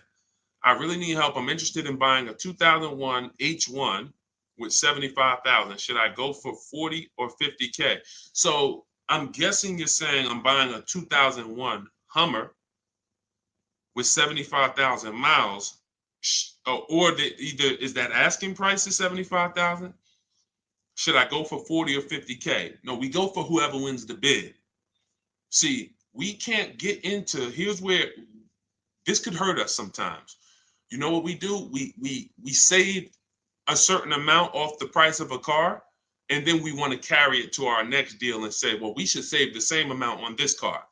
No, because we don't know what the programs were that allowed us to save 7,000 off that car. And I'm talking about new. Pre-owned cars, this is different. Pre-owned cars, you go to the market and you see who has the lowest car for the money. So we're not going local. It's two favorite words, y'all. And some of you, let me see who's been with me for a minute. See if anybody knows. What's my two favorite words when it comes to saving money? And again, this is, I haven't been live and we haven't done this in a, does anyone remember favorite words? Y'all wouldn't know on YouTube, I don't think, unless I used to say this a lot on TikTok.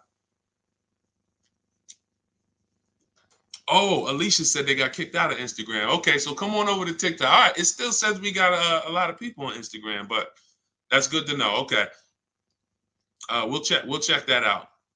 Does anybody remember my two favorite? All right, anyway, I'm gonna tell y'all, and now y'all will know this going forward. And I want these to be your two favorite words: multiple offers. Multiple offers. Very important. When I tell you, when you make multiple offers your two favorite words, you are going to save so much money. It's crazy. So I'm not buying something and there's only one of them out there. I don't have anything to compare it to. That'd be like me walking into the grocery store and I want chips. I really want some barbecue chips. And I go into the aisle and it's only one brand of barbecue chips. Wise Barbecue is the whole store. Now, I don't know if they're charging me a good price because I don't have anything to compare it to. They might say, oh, bag of chips, $4.99. Is that good or not? Well, we don't know. But when I see all the other options, same thing with spaghetti sauce. I need to see all the options. Same thing if some of y'all were buying a TV. If you had to buy a TV right now, if you had to buy a daggone 100-inch TV, are you worried about overpaying for it in this day and age? No, because you know, man, I'm going to go to Amazon, I'm going to go to Best Buy, I'm going to go on this Walmart.com, and by the time I see some options and see what they pricing at, I'm going to be able to choose the best one in 10, 15, 20 minutes, right? That's what comes through. That's price confidence. That's called price confidence. And the only way to have price confidence, to eliminate that feeling of, oh, did I overpay? You think I paid too much for this? Is to learn multiple offers, multiple options. So what you should be doing, Josie, is looking at so many H1s, wherever they are, that I know I'm not going to overpay because I see them all. I see where the price, and I'm gonna teach y'all, this is in the book, and I'll teach y'all in my video. We set up accounts when we're shopping for a new car, because once we know where the prices are, we want to be alerted every new car that pops up, every single used car that pops up, you want to get alert on it. You want that thing coming to your email the minute they post it, because everybody else is not going to be able to move on it because it's too fast. They need time. They need to, oh, let me see it. Okay. But if you know the used car market, like I'm going to teach you, if you know the low prices on this car is 40, the high prices is 55. Soon as that one pops up at 41, you don't have to hesitate. Speed is what gets people deals a lot of times, y'all. I've sat in front of people and I'm literally offering them, and this is back when I was in the dealership, and I'm literally offering them, like, the dealership is making no money. That's how good of a deal it is. And I'm like, listen, miss, like, I'm just telling you, we're making no money. We gave you everything. But they didn't take it. And I'm gonna tell you why. I can't blame them. They didn't have enough other offers to feel confident that what I was giving them was the best. That's the problem. So in order to have price guarantee, price assurance, for us to know that we are paying less than everyone else, we have to see multiple offers. And then in order for us to guarantee that we have not, that's just what it is. Price assurance comes through multiple offers. And then we have to get a quality vehicle. Okay. So all of this I will teach. It's hard to get, maybe like a lot coming at you at once. That's why I would love for you to get the book, Car Shopping for People That Hate Car Shopping, so you could dig into it, so you can see that everything that I teach is methodical. I don't want you trying to remember this. Get the book, take your 75% off for the launch of the book, and then dig in and you'll see, wow, he has this thing set up in systems so that I don't have to be trying to remember what to do. I don't want y'all trying to remember what to do when you're out here shopping for your car. I want you to have a roadmap, a blueprint, and that's what 7 Steps to Saving Time, Money, and Avoiding Dealerships is. Thank you, Curtis. Appreciate it. 10-4. Oh, 10-4. Thank you for the guidance. It's a rare vehicle. If it's a rare vehicle, that's fine, but you don't want to overpay for a rare vehicle. You need to see enough of them to know that you're not overpaying. You don't want to sit there. You know how many people got a rare house? Your value's down. You know, I got a rare house. So if the value is going to be down, think about it. If it's rare buying, then it's rare selling too, which means your market, when you go to sell it, if you go to sell it one day, it's not going to be huge. That's not a car you can sell in 24 hours unless you just want to blow it out price-wise. But in order for you to make sure you don't lose, you got to make sure you buy right. You can't overspend by 10, 15 grand. So just make sure any H1 in this country, you know the price of it. That's all. If I see one over, it could be all the way over on the other side of the country. If I see the price, then I know what the market is. It doesn't matter if it's over there. If they're asking 10 grand less and it's a good car, has great service records, has great title history, has great accident history, doesn't matter. That shows me that's the market price. All right. Thank you, Josie. I'm glad. Enjoy it. You're going to be able to get to any car you want. And you have so many strategies in there for later. If you're buying a used car now, it's in there. If you're going to be leasing, it's in there. If you're going to be buying, you're going to know, all right, man, I want to get a lease for my spouse. Or, hey, you know what? I'm going to get a lease for my kid. Or you just might buy everything. But sometimes you might want to buy brand new. Sometimes you want to buy pre-owned. It's all in there. Different strategies for how you get to below market deals on each one. Uncle John said, who currently has the best lease program? It's no way to tell. Unfortunately, there's no way to tell. You cannot shop. That's the bad part. That's why when we shop, y'all, it takes us about 45 minutes to an hour to find out where the market is on a car, what the best offer is. Once you get good, like I said, if you're doing it the slow way, you could call sales managers. You get one lease price, and then you call a sales manager and see if they can match it or beat it, or beat it rather. But if you want to do it the fast way, I go through the websites. I contact the dealers through the websites, tell them exactly what I want. We do this for 25 dealers. And then you use my scripts of telling them what you want by email, getting the quotes, and you'll know in a matter of an hour, hour and a half where those offers are. But there's no other way. Because again, great deals aren't advertised. They're not going to advertise great deals. They'll advertise lease offers where they make money. Hey, bring us 35 grand. Bring us 3,500 plus taxes and fees, and your payment's $479 a month. Yeah, but you're putting down $6,000 to get there, and then no, those are not good deals. You're paying too much for a car you're giving back. So yeah, and so we'll cycle through various topics. We spent a lot this hour talking about leases, talking about leasing versus purchasing, and hitting a couple things. But what y'all will see is we'll do themes kind of each hour. I'm gonna come back.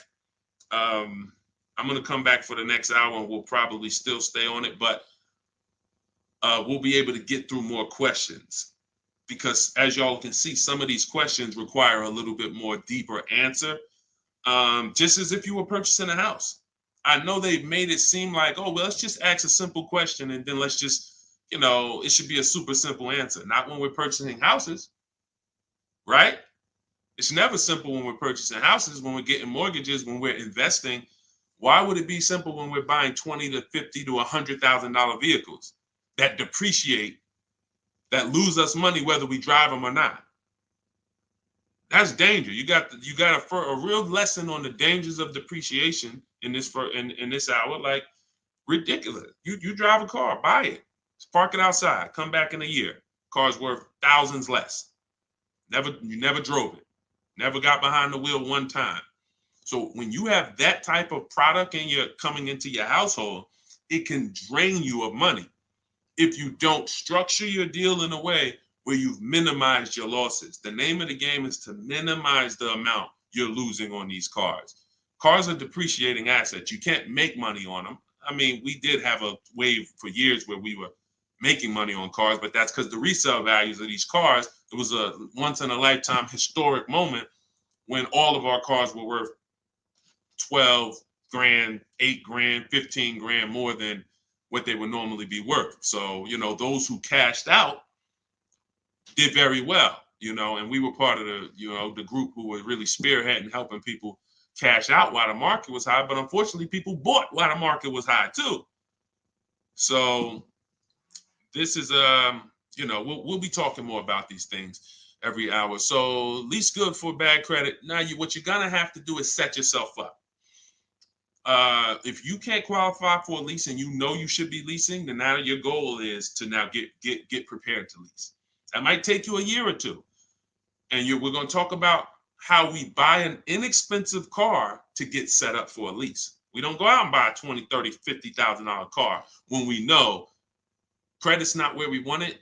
But if you give me a year or two, I'll get myself up to a 650, 670. I'll use an inexpensive car to build a good payment history, because I'm paying more for interest because my credit's not good. So the last thing I want to do is buy an expensive car and have a higher interest rate. Now, when I go to switch out of that car in 2 years, because I'm ready to get my brand new lease, now I got 10 grand of negative equity. That's now, first it was credit stopping me from getting the lease. Now I got too much negative equity stopping me from getting the lease. These are two things we want to avoid when we're trying to set ourselves up. And the way we do it is we make sure we buy the least expensive car we could get a loan on. We want the smallest loan possible.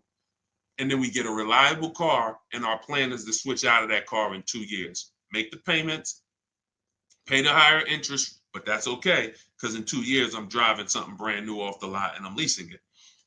So that might not be the ideal car. In fact, it shouldn't be. But some people go and say, well, if I got to do that, man, I'm going to go and get the Dodge Charger with the Hemi engine, and now you're buying a $30,000 car, $25,000, and you're putting that interest on top, and now you're buried. So you're not going to be any closer to getting a lease in 2 years than you are today. We don't want that. You got to bite the bullet And if you got a ton of money, I'll show you how to get it done, and you can get a little bit of a nicer car. If you got bad credit, but you got 10 grand, you don't have to get a $10,000 car, but we need to work these things accordingly, because the key is a small loan, reliable car. That's the key. Okay. TikTok's telling me my live's going to end in 60 seconds. Okay, so we will be back.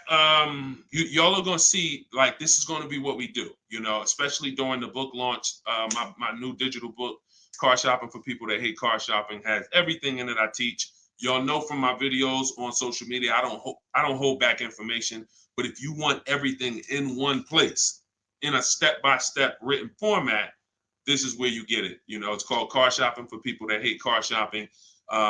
7 steps to saving time, money, and avoiding dealerships. And that's going to allow you to take what I teach, mastering the art of shopping from home, mastering making dealers and banks bid against each other for your business, and so that you can be confident. But please make sure you subscribe so that you can get, and if you're on our email list, you'll get notifications of when we go live so that you can make sure you jump on. If you're in the market for a car, we want to make sure you are armed with everything you need to save tons of money. So thank you, We West Coast, a lot. Appreciate you. Instagram, we're going to get y'all involved, because somehow I'm seeing some of the questions and some not. Now the questions on Instagram popping up. That is so weird. But I trust that y'all got value, because, again, many of you do have the same questions. So we'll be back in the next hour. You'll get a notification if you're on our email list. Jump on. But if you get your book, I hope you enjoy it. I can't wait to hear your success stories, and I'll see you shortly.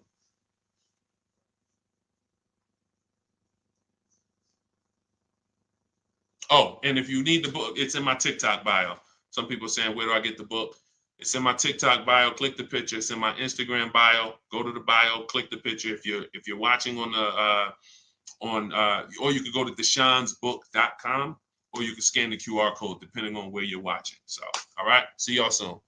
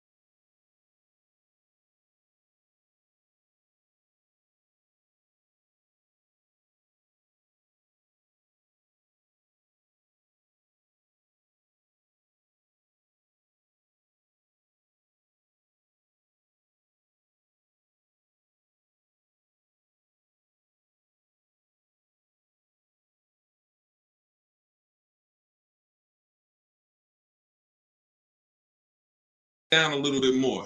Why ask about the MSRP? This question is from TikTok. You need to know the MSRP for several reasons. If you're leasing, you need to know what percentage are you paying relative to the MSRP, because the 1% lease rule has always been based off the MSRP. If you got a lease payment and it was 1% of the MSRP, like $40,000 is the MSRP, your lease payment is $400 or less, then you basically stole a vehicle. And that rule has been around since the beginning of time. So when it comes to purchasing a used car, you need to know the MSRP, because how do you know how much you're saving if you don't know the original MSRP? How do you know how much you're saving? For instance, I bought a pre-owned Infiniti truck a little over a year ago. I paid 31 and change. I knew that the original MSRP was 54,545. Without knowing the MSRP, I wouldn't know how much I was saving off the original. And that's the only thing that's really important when you are shopping for a used car and you're trying to make sure you're getting a great price. There's other things you got to be concerned. There's 2 main things when you're buying a used car. Got to make sure you're getting a great car. You need a quality vehicle, That has nothing to do with price. Then the second thing is you got to make sure you're getting a below market deal and make sure you're paying a great price for it, in which case you must know the MSRP. Great question. Great question. All right, we got Dolan. Dolan will be bringing in questions from all platforms. We're live on TikTok, Instagram, YouTube, and Facebook. So just start typing your questions, and we're going to get to as many as we can in the hour. And, you know, if you have a follow-up question, I'm just going to try to blitz through. So you can certainly throw up the next question whenever you're ready, Dolan. I'm 8K under. My credit is challenged. My car is in danger of getting repossessed. What do I do? All right. This one's also from TikTok. I'm 8K under. What do you mean 8K under? I'm probably underwater. I'm going to assume that means you're underwater, negative equity. If that's the case, then what you want to do is you want to get the, so you're at negative equity, but then you're also behind on payments. I mean, you got to catch up on the payments. I mean, you could try to refinance. You're going to have a hard time. Negative equity, you can't sell it. If you had positive equity, you could sell it. You gotta make money. It's grind time. Like you know, there's certain things in life where we have bills, and the only situation we can do is pray and go and make money. You know, without money and bills, anyone's going to, you know, and this is a hardship, but this is without money or somebody to help you. I can't think of anything. You have a payment due. So, you know, the best thing you could do right now is to focus on how you can make some money so that you can pay the car. Negative equity isn't the biggest problem. The biggest problem is the car is in danger of being repossessed. If the car gets repossessed, now you got to start over. It's not the end of the world, but you're certainly going to have to start over because you're gonna have a repossession on your credit, and you're gonna have to buy a car with bad credit. I would be trying to rebuild my credit.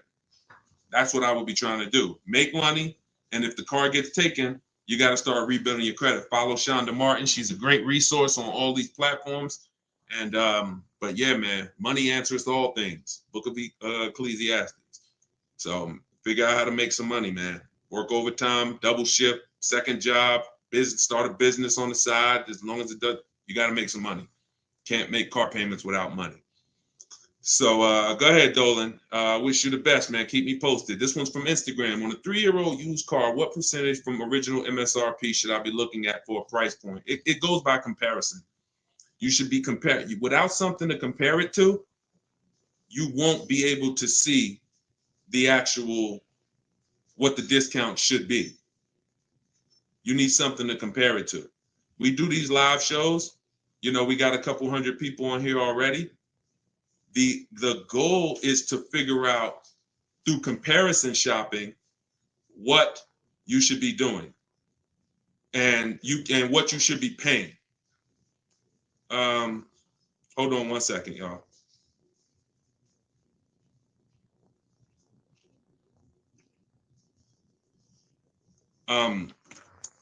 Yeah, so that's the goal. You don't know what a fair price is, what a great discount is, until you are not, until you have other offers to compare it to. That's the problem. Go ahead, Dolan, shoot the next question up. Like, I didn't know that 42% off my Infinity that I got was a great discount until I compared it to the others. I narrowed it down to 4 choices, and then 3 of them were not as big of a discount. And, one of them was, most of them were in the 30s. This particular one was a 42% discount off the original MSRP. Go ahead, Dolan. Oh, this one's TikTok. How do I get the lease rate down? You always, listen, the only way you're going to get a great lease deal is by comparison offers. You got to get at least 5 offers because 80% of dealers are overpriced. And the only way you're going to see that is by looking at other offers. See, most of the questions y'all are going to find out have to do with you shopping for cars the way you shop for other things in life. You shop for everything else. When we get great deals, it's comparisons. Everything we do is a comparison. Now, the only way you have price assurance is through comparison. and knowing if somebody tells you, we guarantee no one will beat our price, or hey, Walmart says you could buy this item and if you find it at a lower price, you know, we'll match it or we'll beat it. See, that's price assurance. That's comparison.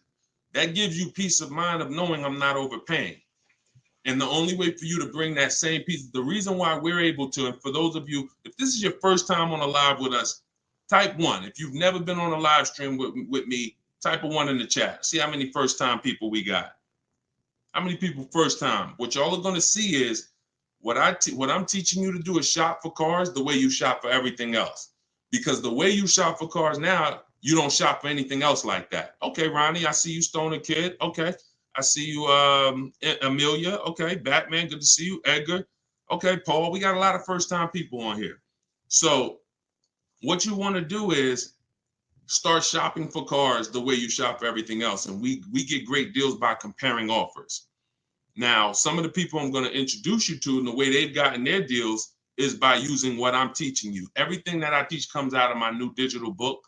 It's called Car Shopping for People That Hate Car Shopping. 7 Steps to Saving Time, Money, and Avoiding Dealerships. So in that, I have 2 systems for how we comparison shop. One's for new cars and leases. You got to get at least 5 offers. And some of you are like, Deshone, how do I get 5 offers? Well, you stay on. We're going to talk about that. It's easy to do when it's online, but you won't see how different the prices are. When you see, man, everything seems overpriced, it's because you're dealing with what I call the 80%.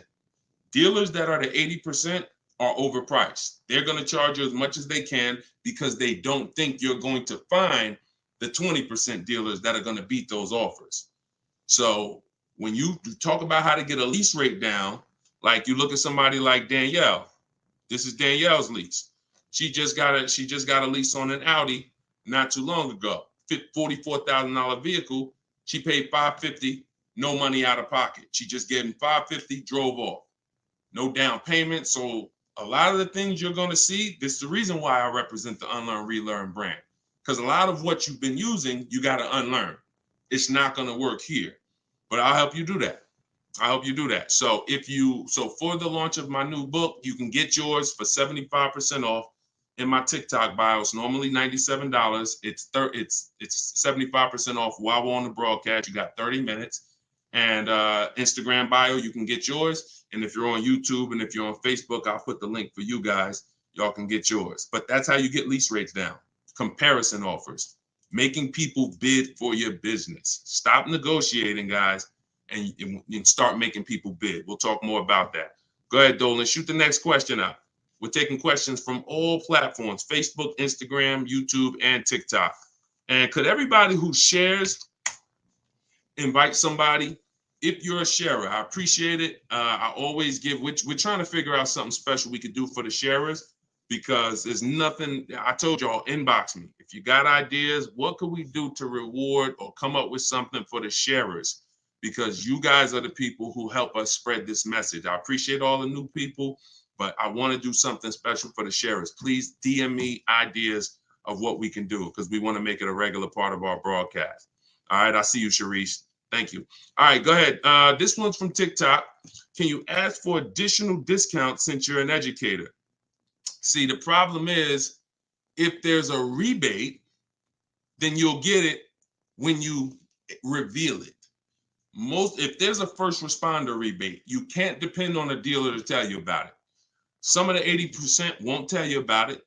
Some of the 80% won't give you the whole thing. If it's a $1,000 rebate, maybe they'll tell you it's $500. We don't trust the 80%. When I was in the dealerships, I saw how the 80% moved. The 20% are the people those are the people you have to find. It's not, you can't just walk in. You don't, unfortunately, there's 17,000 new car dealers in this country. They don't have labels on them. There's not one that say, we're the 20% that beats everyone. You have to find them and you need a great a bidding system. You can do it manually by phone, or you can do it my way by email, copy and paste.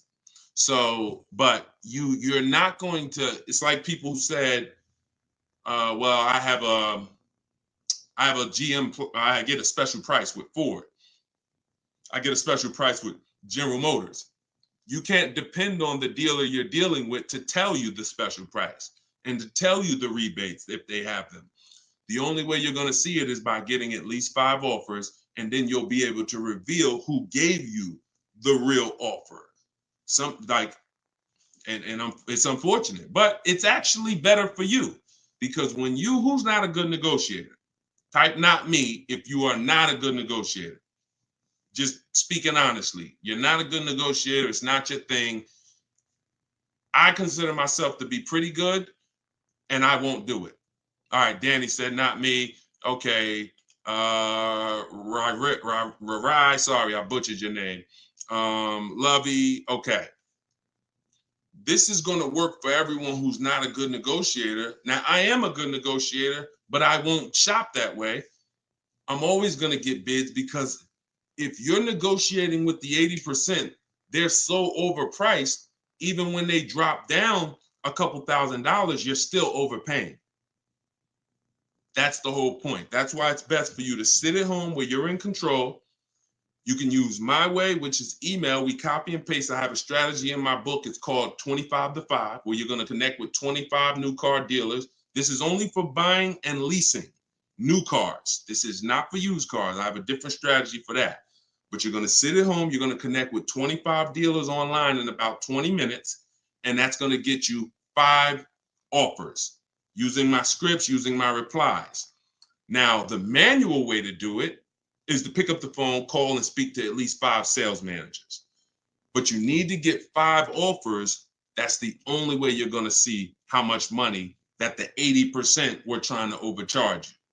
Does that make sense? And it goes with the same thing with military discounts. Doesn't matter. Special pricing, employee pricing. You must shop multiple offers, because you can't trust the 80% to actually give you the real numbers. All right. Go ahead, Dolan. Bring the next one in. We're taking questions from all platforms. Did I post that link? The book is not good for used car. Absolutely. That's just my system. You're going to hear me talk about 2 systems of shopping multiple offers and options. One's for new cars and leases. That's called the 25 to 5. One's for used cars. That's called the multiple marketplace strategy. When we shop for used cars, we have a different strategy. You must shop for your best used car offer in a different way than your new cars. It's very different. They're both in my book. Y'all will hear me talk about them on my videos, on my social media videos if you've seen them, and you'll hear me talking about them on the live. 2 totally different shopping strategies based on your goal. All right, this one's from Instagram. When you walk into a dealership, the salesman comes at you right away. Can you tell him you're just looking for now, and I'll come get you when I see something? Of course you can. So using what I'm telling you, you should not spend more than 30 minutes in a car dealership ever. Tons of people that you'll see, the more you stick around this broadcast and the more you learn and the more you see our community over here. We've been doing this for 3 years, teaching the public. We've got 1,700 people we've worked with personally, a couple thousand books. People are using this stuff. It's not just the saving of money, it's time. You shouldn't be in a dealership if you're not there to test drive, or if you're not, see, we have something we call shopping, not buying. Very different.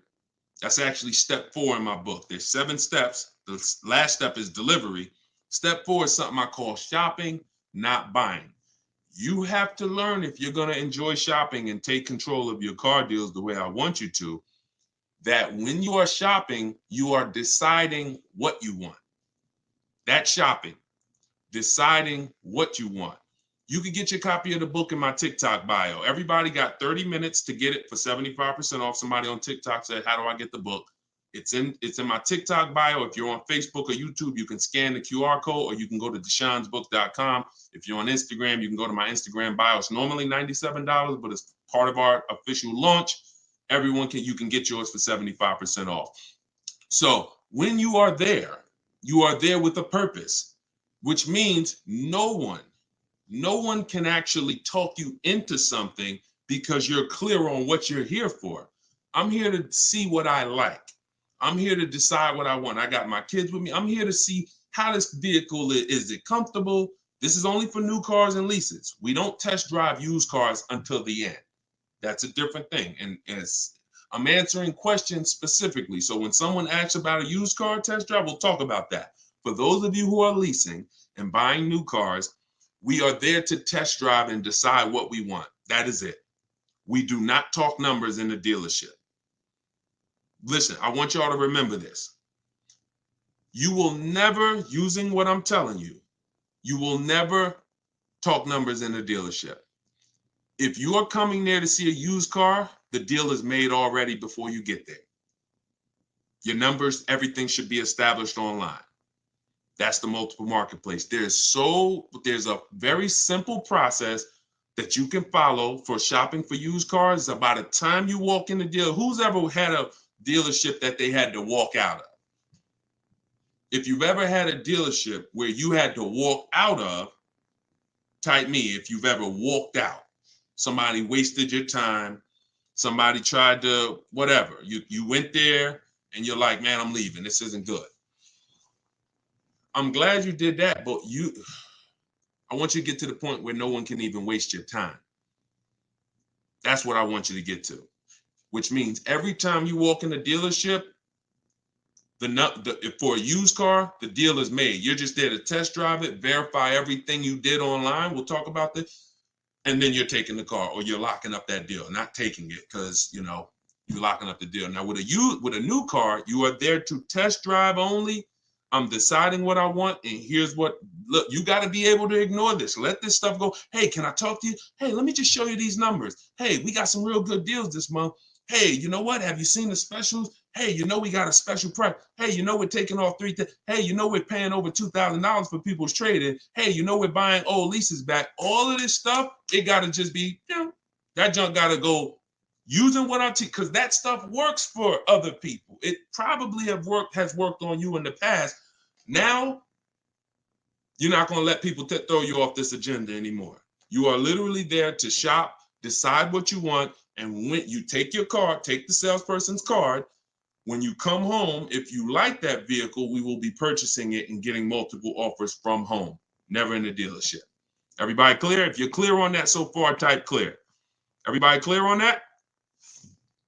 Clear? All right, I see you, Dave. Yep, I see you, Danny. All right, go ahead. This one's from Facebook. Carla said, my granddaughter purchased her first car in November 2023. She wanted to lease, but was told she was too young. She's 20. How can she transition from a current car note to a lease car when she turns 21 next year? Great question. Who has a car that they're thinking of replacing? You have a car now. You're thinking about replacing that car. Could be a lease, and you have to replace it. Could be a car you own. Could be a car you're financing. So the first step in my book, it's called 7 Steps to Saving Time, Money, and Avoiding Dealerships. Car shopping for people that hate car shopping. First step is the most important question. We must know whether we're going to lease or buy. You have to see that as the foundation of your car deals. You cannot get a great deal when you should have leased, but you bought. It is impossible. You can't get a great deal if you should have bought, but you leased. So that's the most important question. That's step 1. How many years are we keeping the car? Now, after that, here's what you do. You guys who have a car you have to replace, including this young lady, Carla, she asked, you must do an equity assessment. This is step 2. Equity assessment is going to tell you, can you get out of your car clean? Can you get out of your car break even? Can you get out of your car and there's equity there, which means you can put that equity in your pocket or into the next transaction? Or do you have negative equity if you have a loan? So the equity assessment is going to tell you. Now, here's how you do it. You're going to call your bank. If you have a paid off car, you do not need to do this step. You can skip this step. If you have a loan or a lease, you're going to call your bank. You're going to ask for the payoff. I see y'all running the likes up on TikTok too. I appreciate it. Can y'all keep tapping the screen? I appreciate y'all running those likes up. When you call, you're going to ask them for the payoff. The payoff is the amount you owe. Do not look at your contract. Do not look at anything. Call the bank or call the leasing company and say, what is my payoff?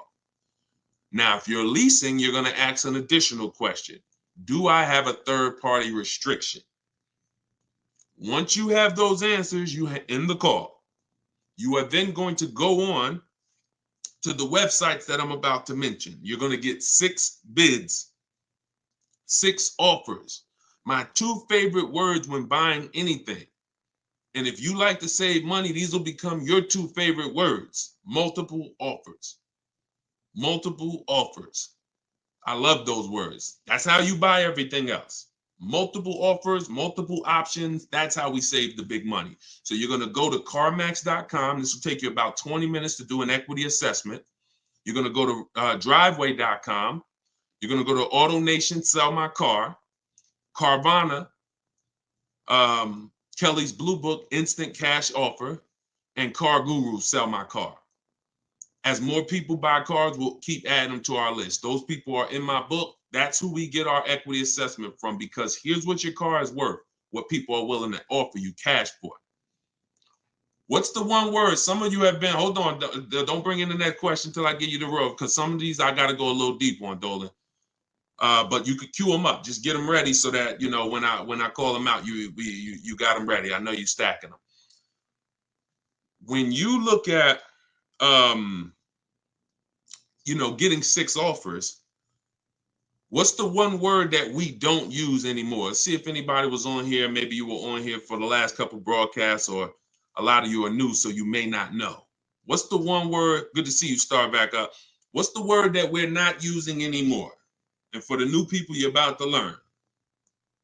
We don't use, let me see if anybody got it. I give it about 3-4 seconds. Okay, everybody's about to learn this for the first time. We don't use the word trade. You don't get maximum money trading anything.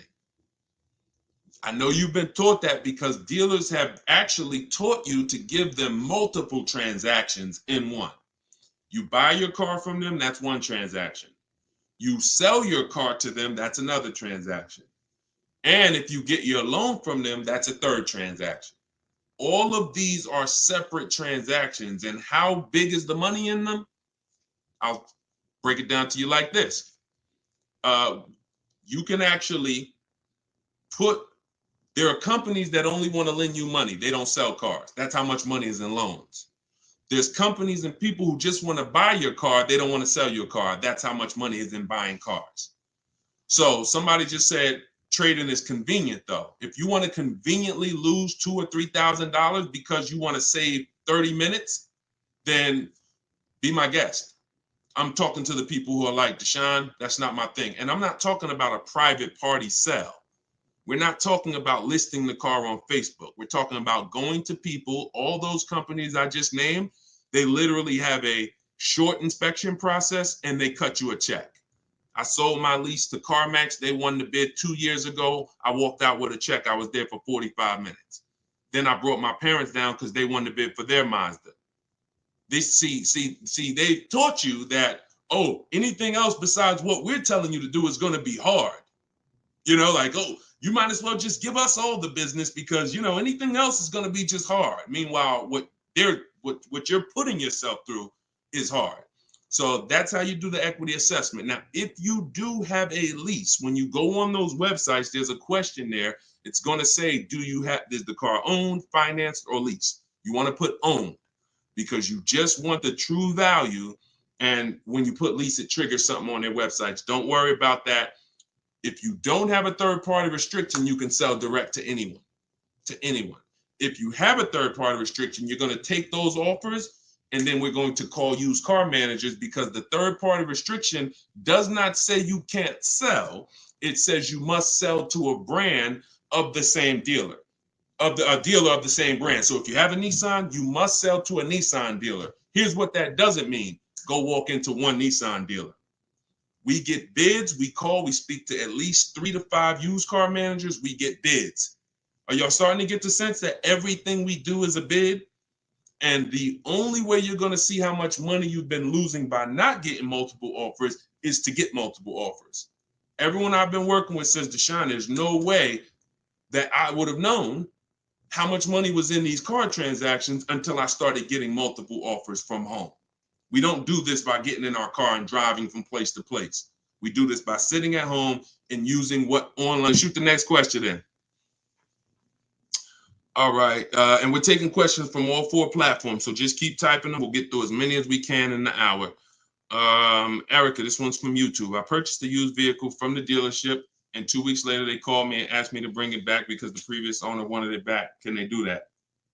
Mm, mm, that's a nightmare.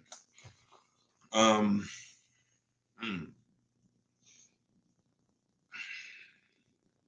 Y'all hear that question?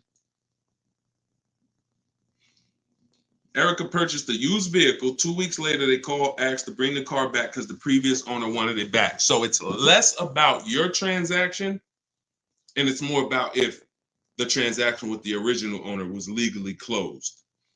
If they left the transaction open, now, if I'm you, do you have your paperwork? You have all your loan? And here's the most important thing. Has the loan been funded? Is there a new loan attached to that vehicle under your name? Are they in the process of registering that vehicle under your name? Now, here's where you could be dealing with the crap that the 80% of dealers who are scumbags. This is what they do sometimes. They'll take a car from a customer. They're waiting for the title. They technically don't have the legal right. They have the legal right to sell the car, but there's a loophole there probably because they haven't gotten the title from the owner. And if the owner comes in and says, you know what, I changed my mind, and the owner's holding the title. But what I would do if I'm you, somebody got to call me. I want to look at your paperwork. If you have a loan, Erica, whatever bank you're going through, I would call them, and I would call if the bank knows you and they've established an account number for you, and they're like, yes, Miss Maxwell, we know you, then I'm holding on to the car until somebody comes and pries it from my hands because I have a legal right to this car. There's a loan under my name. You have my money. You have started this process. If none of that's in place, then, and it sounds like, it sounds like you dealt with a scumbag dealership, but that's what I would do. I'm not just giving up the car because you said, oh, the owner wants it back. The old owner wants it. That's not my problem. You made a deal with me. I have paperwork that is binding, and you work that out with the owner, because that happens sometimes. Dealers do some crappy stuff, or dealers don't cross their T's, dot their I's, and then and then the owner comes in, the original owner who traded the car. That ain't got nothing to do with who you sold that car to. That car is on the road and there's a loan attached to it, or there's been cash paid for it. Now I'm holding on to this car until you legally show me that I need to release this car. And I might call a lawyer and see, can I get some damages out of this? Like, this is just, God, the 80%, we got to put them out of business. And the only way you get these wolves out of business, y'all, is you got to starve them.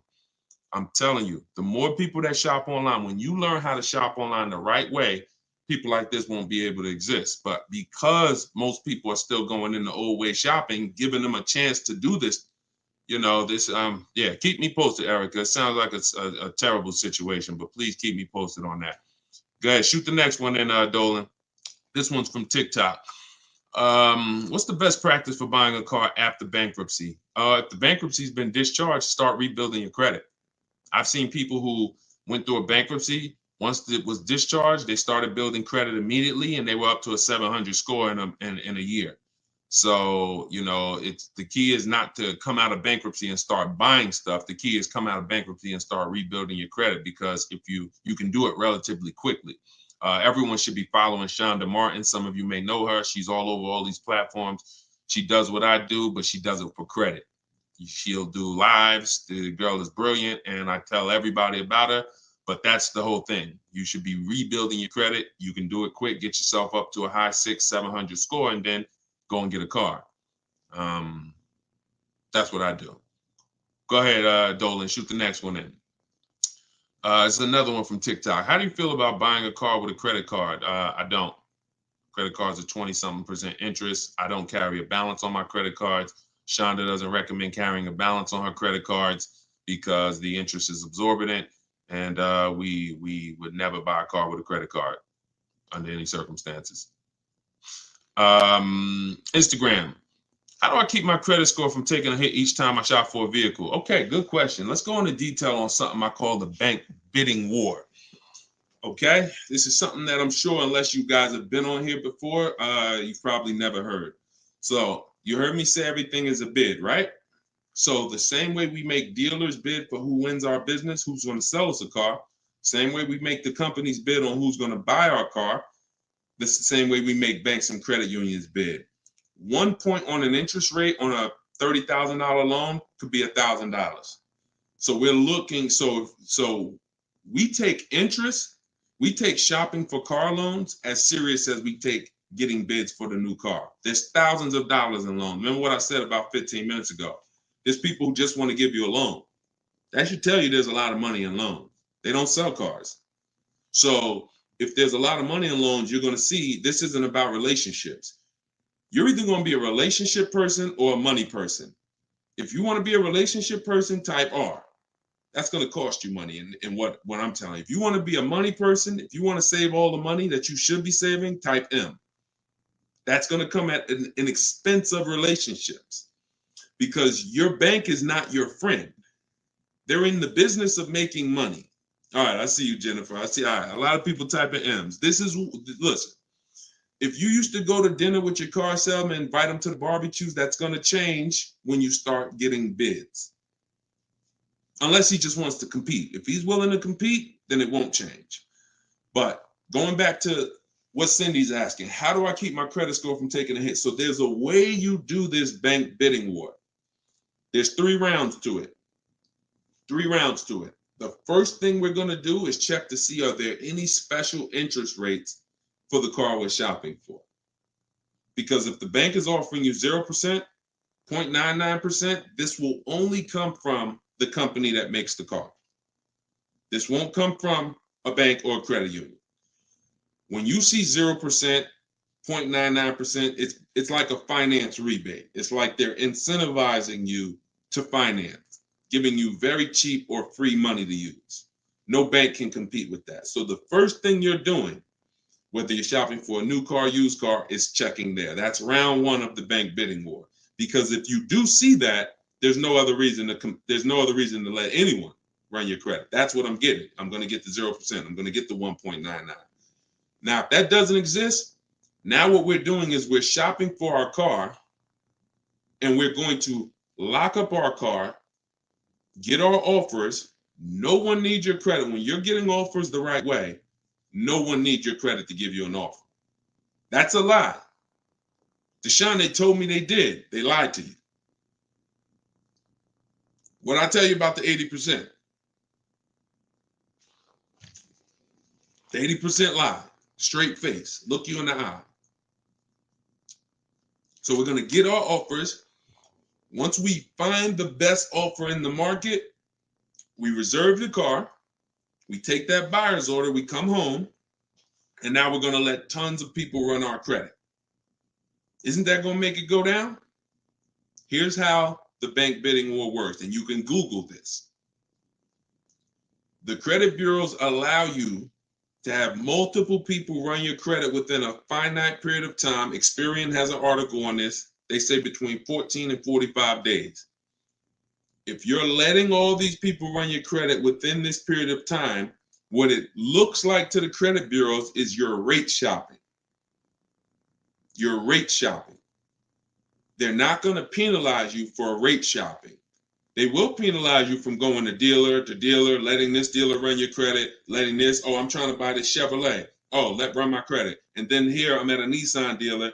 Okay, I'll take the Nissan Altima, letting them run your credit. You'll be penalized for that. That is not what I'm telling you to do. I'm telling you, don't do that. So when you get your car, you're bringing that home, and you're going to call your bank. You're going to now call your credit union or go on their online portals, and you're going to go to every online lender. I have some listed in my book, Lightstream, Community Credit Union, and you're going to let all these people make offers for you. Because who's seen a case? This is another reason this works so well. Who's tried to reach out to their bank or their credit union to get a rate, and they say you have to have a car first? Who's had that happen? You're trying to get a rate, and they say, well, we can't get your rate. We need you to give us the details of the car first. So now you're trying to make up what you think you're looking for. Yeah, I'm looking for. No, it's because it's not designed to work that way. It's designed to work where you get your paperwork, get your buyer's order, has all the numbers on there, has the year, the make, the model, what you're paying, how much you need to borrow, and then you're calling your banks and credit unions. This is round 2 of the bank bidding war. So you're going to let all those people go and compete. Now, whoever wins that round, you're going to call the dealer the next day and you're going to say, hey, I got 6.29 from my credit union. But if you guys can beat it, then I'll do the deal with you. This makes the whole price. See, everything I'm telling you to do, if you follow what I'm telling you, the process is easy. You never got to lie. All of those people who taught you how to buy cars and you got to lie, don't tell them you got to trade, don't tell them this, you'll never hear me teach you. You don't have to lie. And the dealers will enjoy working with you, the 20%, because you're now giving them an opportunity. And it's very different, y'all. When you got a car, when you have a finance manager who's trying to beat the rate you got, here's the difference. And we'll get ready to queue up the next question, Dolan, not yet. Here's the difference. When you don't have a finance manager trying to bid and beat what you have, they're going to their banks and they're asking the salesperson, what's the most you think they'll pay? What's the highest rate you think they'll pay? All right, quote them at this, and then let's see if we can negotiate on the rate. That's what it is when you don't have an offer. But when you give them that, when you found your car, locked it up, and then you call the salesman or you call the finance manager and say, hey, I got 6.29 if you can beat it. Now here's what they're doing. They're reaching out to all their 10, 15 banks and saying, let me see if I can beat this rate. Very different. And only one or two things are going to happen. They're either going to call you and say, hey, look, I tried my hardest. I can't beat the rate. Thanks for the opportunity, but you got a great rate. In which case you have something that we want, which is, who knows what we want. When it starts with a P, this is when we guarantee we paid the best price for everything. Who remembers? Well, I can't say who remembers because we get new people on this broadcast every day. I swear. All right. Price assurance. So when y'all hear me say price assurance, what that means is you don't drive off anymore hoping you got a good price. Talking to your spouse, hey, you think we could have did better? You think this interest rate was too high? Could we have got a better interest rate? No. Price assurance means you guarantee you couldn't have paid a lower price for the car. Nobody could have paid because you got bids. Nobody could have gave me a lower interest rate because I got bids. Nobody could have gave me more for my old car because I got bids. That's the only way we get price assurance. And all of this is done while you sit at home. So this is in my book, Car Shopping for People That Hate Car Shopping, 7 Steps to Saving Time, Money, and Avoiding Dealerships. If you want everything I teach in one spot, it's there. You can get your copy for 75% off. It's normally $97. And you can go to my TikTok bio. It'll be in your inbox in literally 5 minutes. The reason it's a digital book too is because things change. Vroom just went out of business a couple months ago. They used to be one of the people who competed for our business. If you guys had, your book and you had bought it and then it was a print book, because some people say, Deshone, is it in print? This is the reason, one of the reasons why it's not. If Vroom is in that print book, what happens? Now I got to jump on live and say, hey guys, volume 2 of my book is out because things have changed. Get your volume 2. I don't want to do that. You get this one time, and then I update it when Vroom went out of business. I updated the master file. Everybody who opened their book, no matter what, it was relevant. And that's one of the biggest reasons why it's a digital book. So you can grab your copy for 75% off, but you got 30 minutes. Once the timer is 0, it goes back up to 97. In my Instagram bio, in my TikTok bio, or you guys can, I'll put the link right here for you guys on YouTube and Facebook. You can go to deshonsbook.com. Oh, wait, I put the wrong one. I put it in my bio here. All right, Dolan, you can queue up the next question. Keep typing your questions, y'all. We got some more time. We're going to try to get through as many as possible. And we're pulling them from all platforms. We're on Instagram, we're on TikTok, we're on Facebook, and we're on YouTube. So we're pulling questions from all platforms. This one's from TikTok. Can you use the equity in your lease towards the purchase of a used vehicle? Most certainly, Eddie, the equity is yours. Once you identify your equity and you know how you're going to get it, who you're selling to, you can either put that money in your bank account or you can use that as a portion of you can use that towards your next car deal. That's your money. Your money. Go ahead, next one. This is another one from TikTok. I need a bit of advice. My son totaled his car. It was a loan Honda. Should I lease or buy this time around? I'm looking into maybe lease an electric vehicle, but I never have leased a vehicle. Okay, it's a very good question. Should I lease or buy? Let me show you. Some of you, let me show you this. Let me ask a very important question. In my book, this is called Step One. Whenever you hear me say the most important question, this is what I mean. It's the first thing you do. When you want to buy a car, when you like, hey, I'm thinking about a car, this is the first question you ask yourself, and it's the most important question. How many years are you keeping the next car? Come on in, and everybody type your comments. Keep that question up, Dolan. Everyone who's car shopping and who will be soon, how many years are you keeping the next car? Lula, if you just jumped on, I don't come to dealerships because we shop online. So there's no way for me to come to a dealership with you. If you stick around, you'll learn how we shop. There's no reason for you to need somebody with you when you're in your house making car deals. Everybody answer. Everyone who shop, I want you to actually think about this. How many years are you keeping the next car? We're answering that question, Rob. Just tap into the broadcast and what I'm answering before you, because we're literally answering the question someone just asked, should you lease or buy? And the more you stay on the broadcast, because many of you are in the same situation, the more you're going to see someone's going to ask the same question as you. So just listen, and then, most times your question's going to be answered.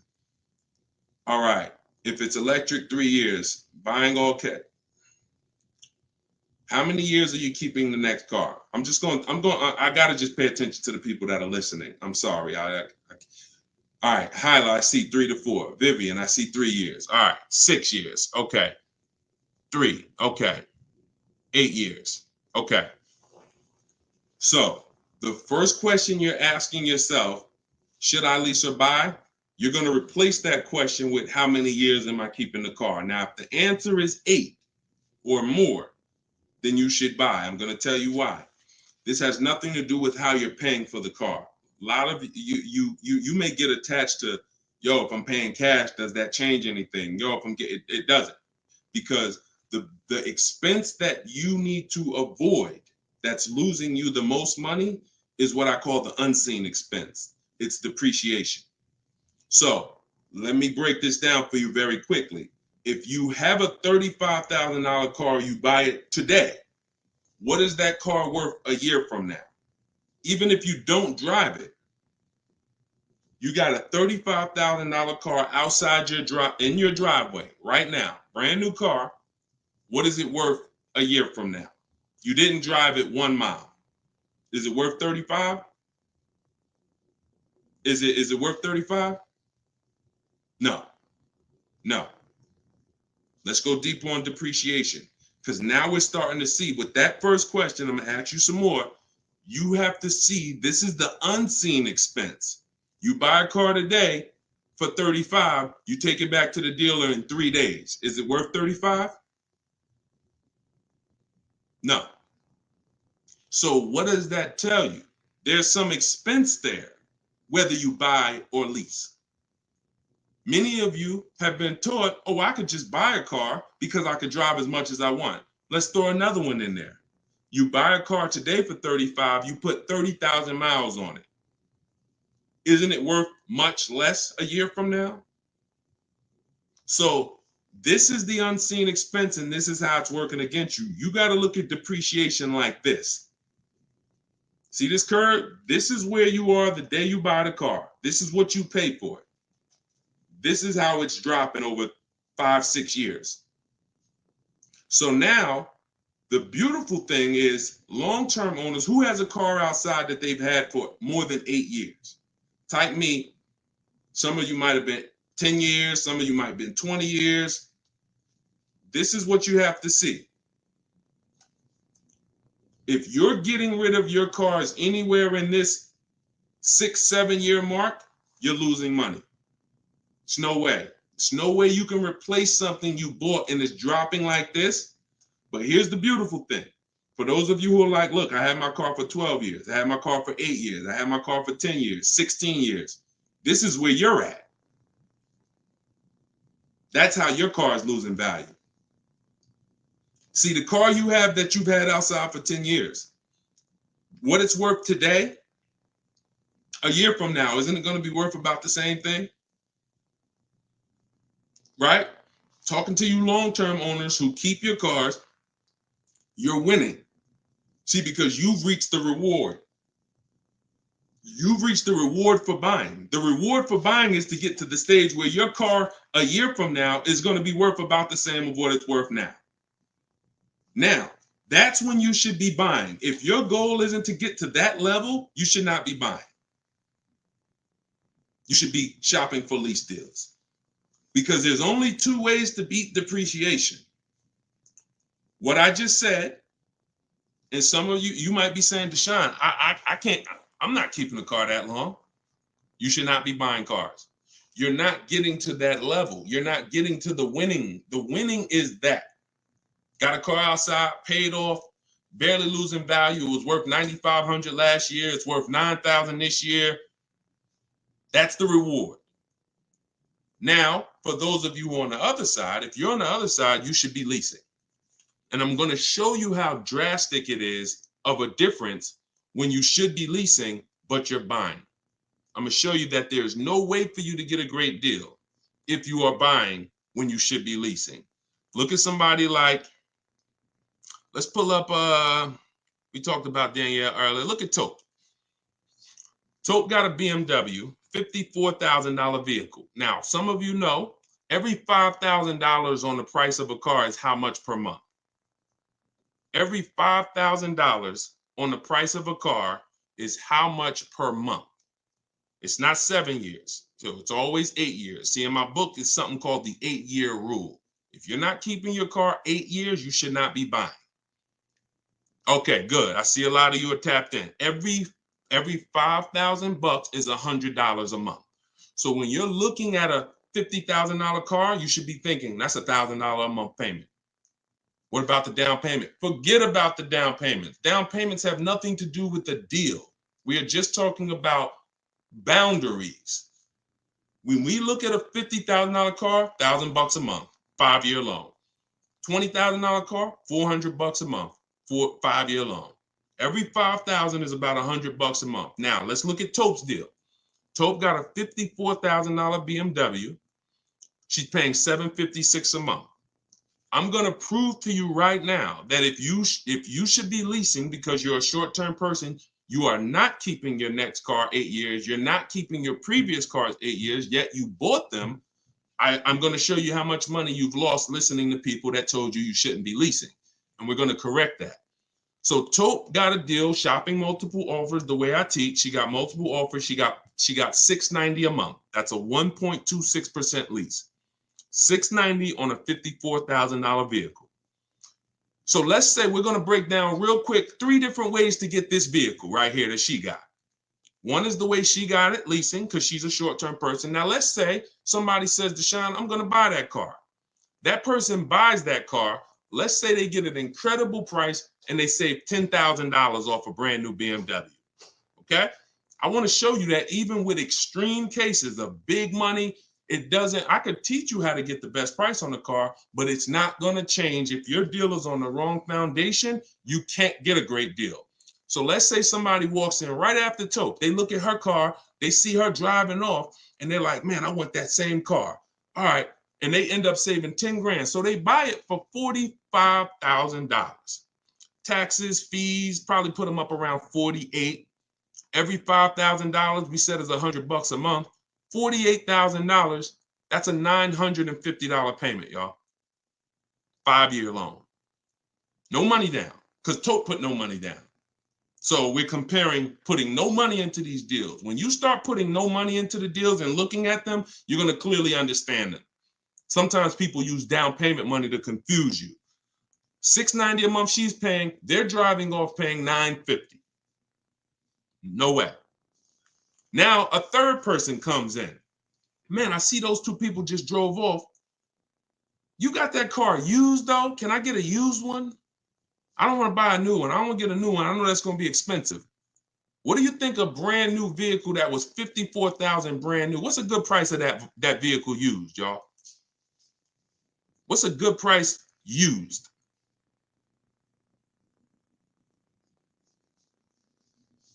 I want to hear it.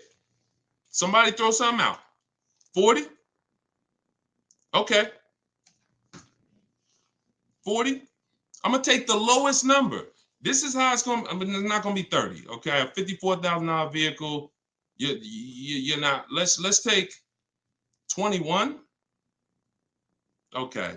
No, all right. I can't, we gotta use like real answers. So you're not getting a $54,000 vehicle. Oh, maybe I should preface 3 years old, right?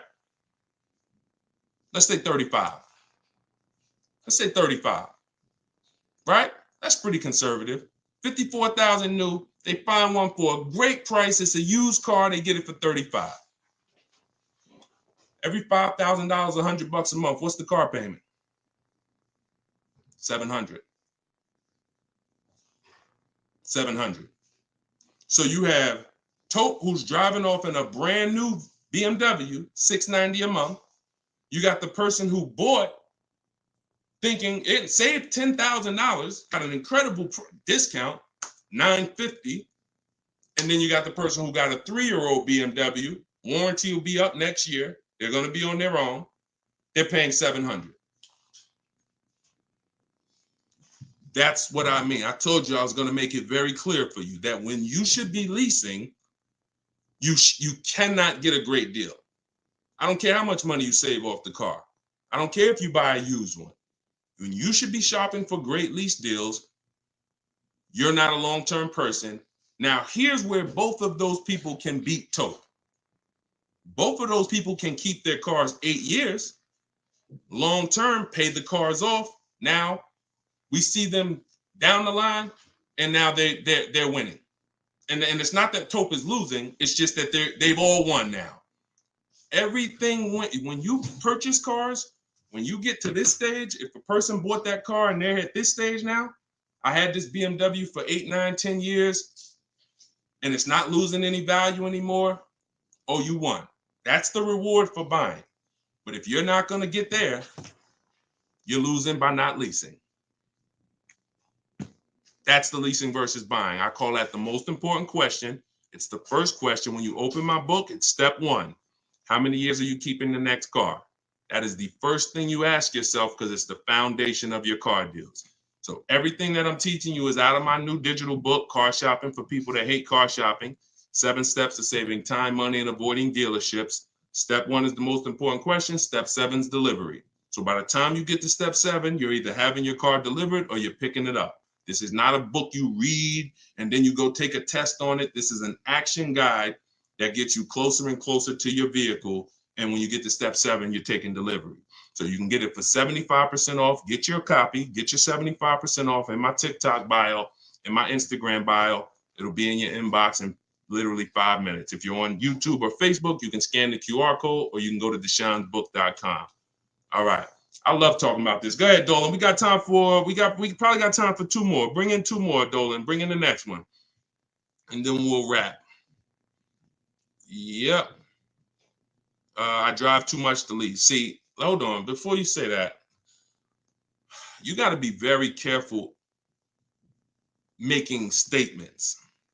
And I'm going to be honest with you, y'all. I will put what I teach and I put my people who learn from me against anybody shopping for cars. Because once you get this and once you get how to shop, you'll be able to do this in 60 minutes. You'll be able to get great car deals in 60 minutes. But in order for you to win, the best thing for you to do is ask questions here, not make statements. All right. This one's from TikTok. Can you use the equity in your lease toward the purchase? Oh, yeah, we got that one already, Dolan. We did that one. Shoot the next one up. This one's from Instagram. How do you compare car prices if the model has different options and packages? Are you talking about new cars or are you talking about used cars? Let's just break down them both. How do you compare car prices if the model has different options and packages? The way we compare lease offers, we look at them from percentages. See, prices can change, but percentages don't. If I got a $40,000 vehicle and I'm paying under 400, that's a 1% lease. We call that a steal. If somebody offers me a $42,000 car, if it's 1%, then that's $420. That's why we go by percentages. Same thing with used cars. When we're looking at a used car, I need to know what the original MSRP was. I'm going to get this from the Carfax. I'm going to get this from, there's a site called With Clutch. Carfax has an agreement with a couple manufacturers where they have the window sticker there.